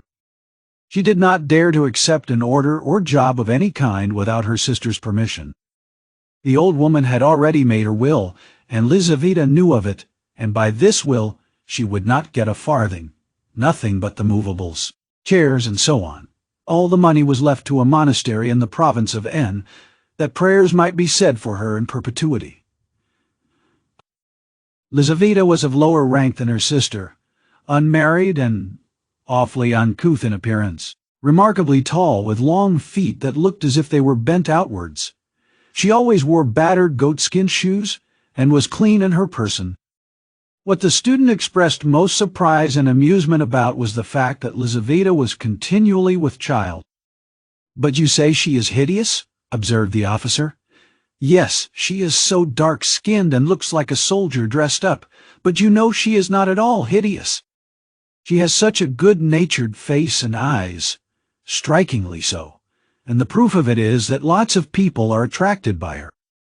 She is such a soft, gentle creature, ready to put up with anything, always willing to do anything. And her smile is really very sweet." "You seem to find her attractive yourself," laughed the officer. "From her queerness? No, I'll tell you what. I could kill that damned old woman and make off with her money, I assure you, without the faintest conscience prick," the student added with warmth. The officer laughed again, while Raskolnikov shuddered. How strange it was. "Listen, I want to ask you a serious question," the student said hotly. "I was joking, of course, but look here. On one side we have a stupid, senseless, worthless, spiteful, ailing, horrid old woman, not simply useless but doing actual mischief, who has not an idea what she is living for herself, and who will die in a day or two in any case. You understand? You understand?" Yes, I understand," answered the officer, watching his excited companion attentively. "Well, listen then. On the other side, fresh young lives thrown away for want of help, and by thousands, on every side. 100,000 good deeds could be done and helped, on that old woman's money which will be buried in a monastery. Hundreds, thousands perhaps, might be set on the right path.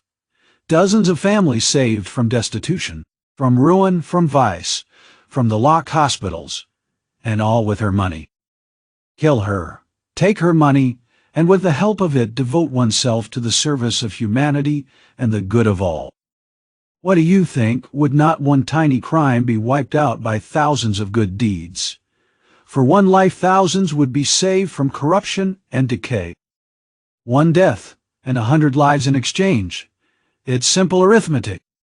Besides, what value has the life of that sickly, stupid, ill-natured old woman in the balance of existence? No more than the life of a louse, of a black beetle, less in fact because the old woman is doing harm. She is wearing out the lives of others. The other day she bit Lizaveta's finger out of spite. It almost had to be amputated. "Oh, she does not deserve to live," remarked the officer. "But there it is. It's nature." "Oh, well, brother, but we have to correct and direct nature. But for that, we should drown in an ocean of prejudice. But for that, there would never have been a single great man. They talk of duty, conscience. I don't want to say anything against duty and conscience. But the point is, what do we mean by them? Stay. I have another question to ask you. Listen. No, you stay. I'll ask you a question. Listen. Well, you are talking and speechifying away, but tell me, would you kill the old woman yourself? Of course not. I was only arguing the justice of it. It's nothing to do with me. But I think, if you would not do it yourself, there's no justice about it. Let us have another game. Raskolnikov was violently agitated. Of course, it was all ordinary youthful talk and thought, such as he had often heard before in different forms and on different themes. But why had he happened to hear such a discussion and such ideas at the very moment when his own brain was just conceiving the very same ideas? And why, just at the moment when he had brought away the embryo of his idea from the old woman, had he dropped at once upon a conversation about her? This coincidence always seemed strange to him. This trivial talk in a tavern had an immense influence on him in his later action, as though there had really been in it something preordained, some guiding hint. On returning from the Haymarket, he flung himself on the sofa and sat for a whole hour without stirring. Meanwhile it got dark. He had no candle, and indeed it did not occur to him to light up. He could never recollect whether he had been thinking about anything at that time. At last he was conscious of his former fever and shivering, and he realized with relief that he could lie down on the sofa. Soon heavy, leaden sleep came over him, as it were crushing him. He slept an extraordinarily long time, and without dreaming. Nastasia, coming into his room at 10 o'clock the next morning, had difficulty in rousing him. She brought him in tea and bread. The tea was again the second brew, and again in her own teapot. "My goodness, how he sleeps!" she cried indignantly. "And he is always asleep." He got up with an effort. His head ached. He stood up, took a turn in his garret, and sank back on the sofa again. "Going to sleep again?" cried Nastasia. "Are you ill, eh?" He made no reply. "Do you want some tea?" "Afterwards," he said with an effort, closing his eyes again, and turning to the wall. Nastasia stood over him. "Perhaps he really is ill," she said, turned, and went out. She came in again at 2 o'clock with soup. He was lying as before. The tea stood untouched. Nastasia felt positively offended and began wrathfully rousing him. "Why are you lying like a log?" she shouted, looking at him with repulsion. He got up and sat down again, but said nothing and stared at the floor. "Are you ill or not?" asked Nastasia, and again received no answer. "You'd better go out and get a breath of air," she said after a pause. "Will you eat it or not?" "Afterwards," he said weakly. "You can go." And he motioned her out. She remained a little longer, looked at him with compassion, and went out. A few minutes afterwards he raised his eyes and looked for a long while at the tea and the soup. Then he took the bread, took up a spoon, and began to eat. He ate a little, 3 or 4 spoonfuls, without appetite, as it were mechanically. His head ached less. After his meal he stretched himself on the sofa again, but now he could not sleep. He lay without stirring with his face in the pillow. He was haunted by daydreams, and such strange daydreams. In one that kept recurring, he fancied that he was in Africa, in Egypt, in some sort of oasis. The caravan was resting. The camels were peacefully lying down. The palms stood all around in a complete circle. All the party were at dinner. But he was drinking water from a spring which flowed gurgling close by, and it was so cool. It was wonderful, wonderful, blue. cold water running among the party-colored stones and over the clean sand which glistened here and there like gold. Suddenly he heard a clock strike. He started, roused himself, raised his head, looked out of the window, and seeing how late it was, suddenly jumped up wide awake as though someone had pulled him off the sofa.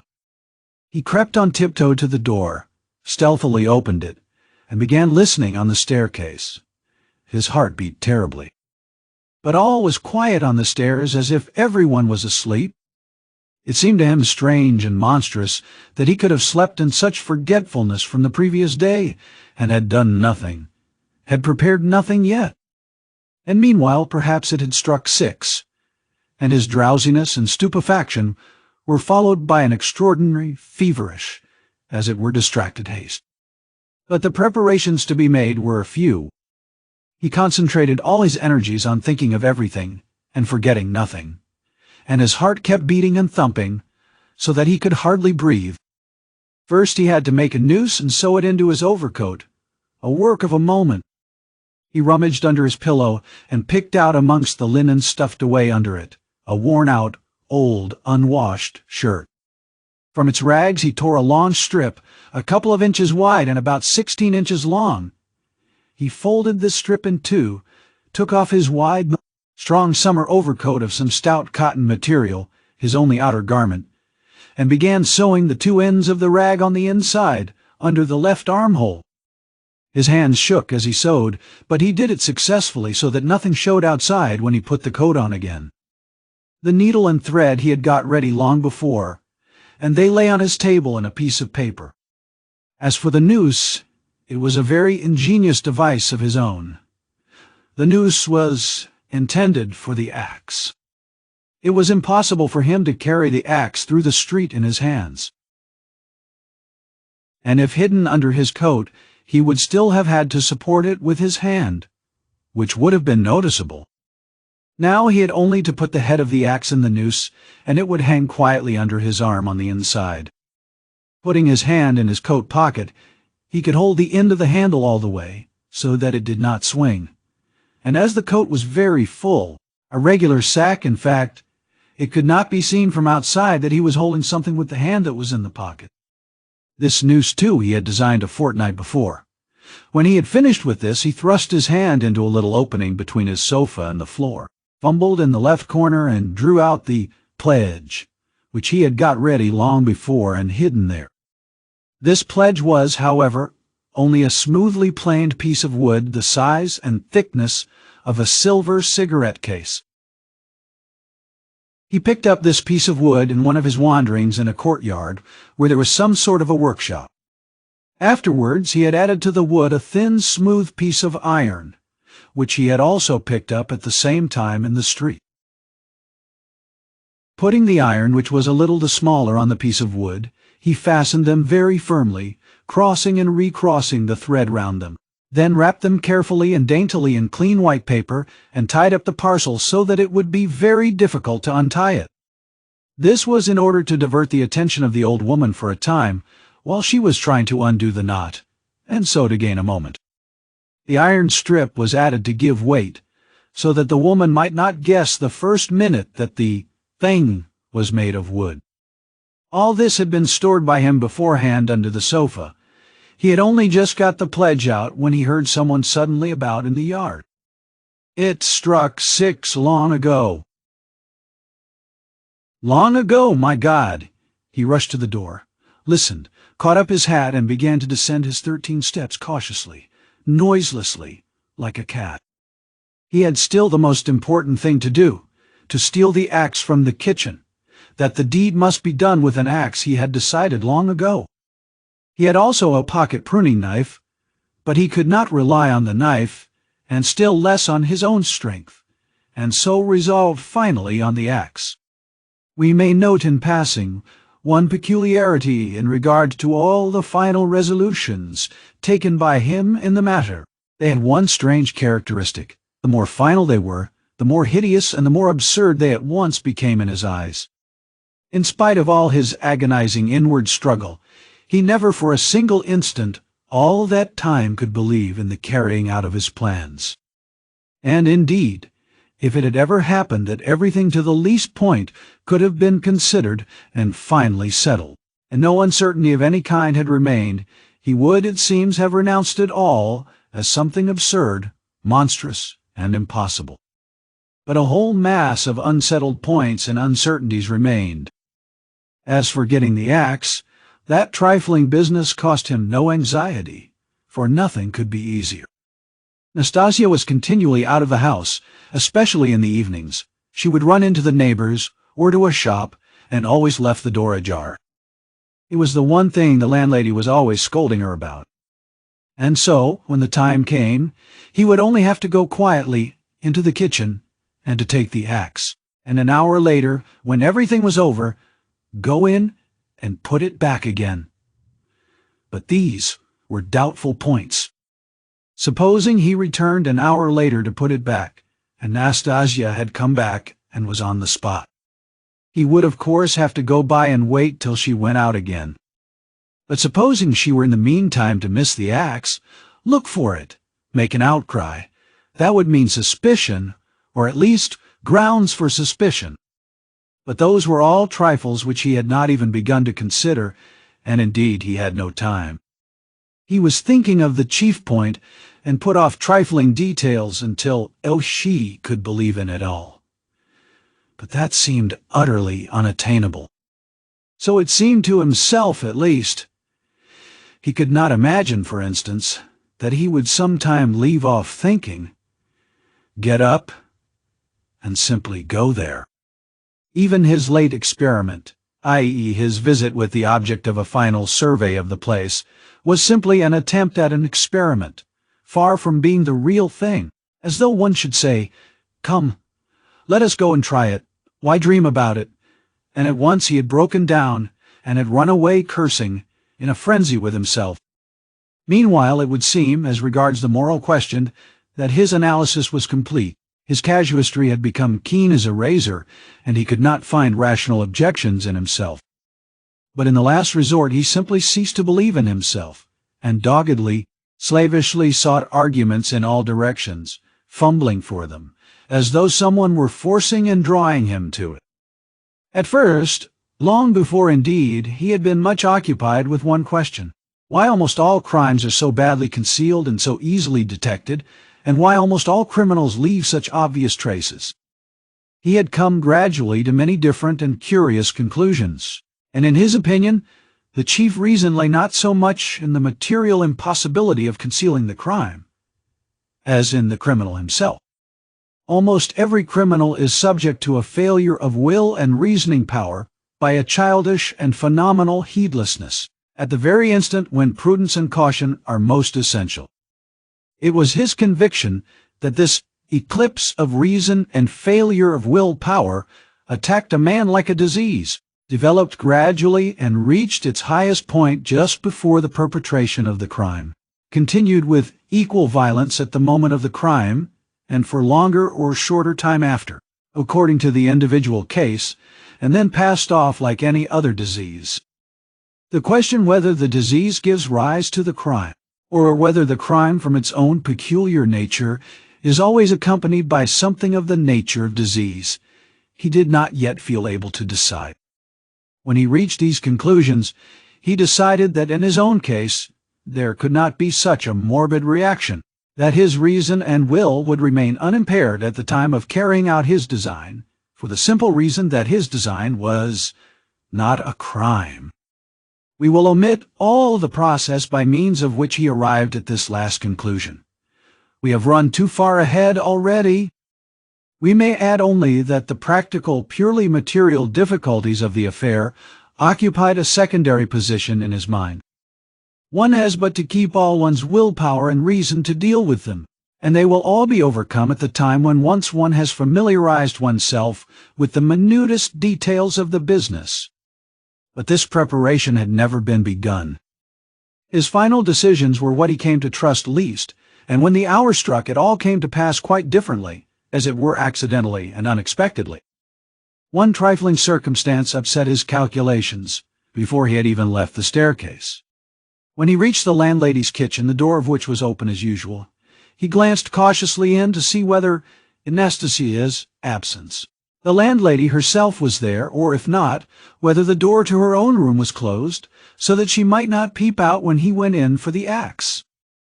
But what was his amazement when he suddenly saw that Nastasia was not only at home in the kitchen, but was occupied there taking linen out of a basket and hanging it on a line.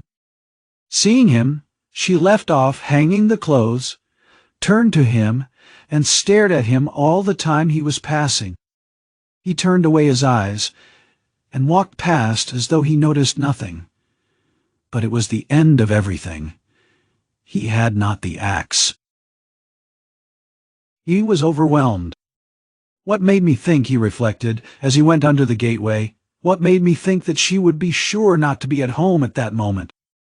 Why did I assume this so certainly? He was crushed and even humiliated. He could have laughed at himself in his anger. A dull animal rage boiled within him. He stood hesitating in the gateway. To go into the street, to go a walk for appearance sake was revolting. To go back to his room, even more revolting. "And what a chance I have lost forever," he muttered, standing aimlessly in the gateway, just opposite the porter's little dark room, which was also open. Suddenly he started. From the porter's room, 2 paces away from him, something shining under the bench to the right caught his eye. He looked about him. Nobody. He approached the room on tiptoe, went down 2 steps into it, and in a faint voice called, "The porter." Yes, not at home. Somewhere near, though, in the yard, for the door is wide open. He dashed to the axe. It was an axe, and pulled it out from under the bench, where it lay between 2 chunks of wood. At once, before going out, he made it fast in the noose. He thrust both hands into his pockets and went out of the room. No one had noticed him. When reason fails, the devil helps, he thought with a strange grin. This chance raised his spirits extraordinarily. He walked along quietly and sedately, without hurry, to avoid awakening suspicion. He scarcely looked at the passers-by, tried to escape looking at their faces at all, and to be as little noticeable as possible. Suddenly, he thought of his hat. Good heavens! I had the money the day before yesterday and did not get a cap to wear instead. A curse rose from the bottom of his soul. Glancing out of the corner of his eye into a shop, he saw by a clock on the wall that it was 10 minutes past 7. He had to make haste, and at the same time to go some way around, so as to approach the house from the other side. When he had happened to imagine all this beforehand, he had sometimes thought that he would be very much afraid. But he was not very much afraid now. Was not afraid at all, indeed. His mind was even occupied by irrelevant matters, but by nothing for long. As he passed the Yusupov garden, he was deeply absorbed in considering the building of great fountains, and of their refreshing effect on the atmosphere in all the squares. By degrees he passed to the conviction that if the summer garden were extended to the Field of Mars, and perhaps joined to the garden of the Mihailovsky Palace, it would be a splendid thing and a great benefit to the town. Then he was interested by the question why in all great towns men are not simply driven by necessity, but in some peculiar way inclined to live in those parts of the town where there are no gardens nor fountains, where there is most dirt and smell and all sorts of nastiness. Then his own walks through the Haymarket came back to his mind, and for a moment he waked up to reality. What nonsense, he thought. Better think of nothing at all. So probably men led to execution clutch mentally at every object that meets them on the way. Flashed through his mind, but simply flashed, like lightning. He made haste to dismiss this thought. And by now he was near. Here was the house. Here was the gate. Suddenly a clock somewhere struck once. What? Can it be 7:30? Impossible, it must be fast. Luckily for him, everything went well again at the gates. At that very moment, as though expressly for his benefit, a huge wagon of hay had just driven in at the gate, completely screening him as he passed under the gateway, and the wagon had scarcely had time to drive through into the yard before he had slipped in a flash to the right. On the other side of the wagon he could hear shouting and quarreling, but no one noticed him and no one met him. Many windows looking into that huge quadrangular yard were open at that moment, but he did not raise his head. He had not the strength to. The staircase leading to the old woman's room was close by, just on the right of the gateway. He was already on the stairs. Drawing a breath, pressing his hand against his throbbing heart, and once more feeling for the axe and setting it straight, he began softly and cautiously ascending the stairs, listening every minute. But the stairs, too, were quite deserted. All the doors were shut. He met no one. One flat, indeed, on the first floor was wide open and painters were at work in it. But they did not glance at him. He stood still, thought a minute, and went on. Of course it would be better if they had not been here, but it's 2 stories above them. And there was the 4th story. Here was the door. Here was the flat opposite, the empty one. The flat underneath the old woman's was apparently empty also. The visiting card nailed on the door had been torn off. They had gone away. He was out of breath. For one instant the thought floated through his mind. Shall I go back? But he made no answer and began listening at the old woman's door. A dead silence. Then he listened again on the staircase, listened long and intently, then looked about him for the last time, pulled himself together, drew himself up, and once more tried the axe and the noose. Am I very pale? He wondered. Am I not evidently agitated? She is mistrustful. Had I better wait a little longer, till my heart leaves off thumping? But his heart did not leave off. On the contrary, as though to spite him, it throbbed more and more violently. He could stand it no longer. He slowly put out his hand to the bell and rang. Half a minute later he rang again, more loudly. No answer. To go on ringing was useless and out of place. The old woman was of course at home, but she was suspicious and alone. He had some knowledge of her habits, and once more he put his ear to the door. Either his senses were peculiarly keen, which it is difficult to suppose, or the sound was really very distinct. Anyway, he suddenly heard something like the cautious touch of a hand on the lock and the rustle of a skirt at the very door. Someone was standing stealthily close to the lock, and just as he was doing on the outside, was secretly listening within, and seemed to have her ear to the door. He moved a little on purpose and muttered something aloud that he might not have the appearance of hiding, then rang a 3rd time, but quietly, soberly, and without impatience, recalling it afterwards. That moment stood out in his mind vividly, distinctly, forever. He could not make out how he had had such cunning, for his mind was as it were clouded at moments, and he was almost unconscious of his body. An instant later he heard the latch unfastened. Chapter 7. The door was as before opened a tiny crack, and again 2 sharp and suspicious eyes stared at him out of the darkness. Then Raskolnikov lost his head and nearly made a great mistake. Fearing the old woman would be frightened by their being alone, and not hoping that the sight of him would disarm her suspicions, he took hold of the door and drew it towards him to prevent the old woman from attempting to shut it again. Seeing this, she did not pull the door back, but she did not let go the handle, so that he almost dragged her out with it onto the stairs. Seeing that she was standing in the doorway, not allowing him to pass, he advanced straight upon her. She stepped back in alarm,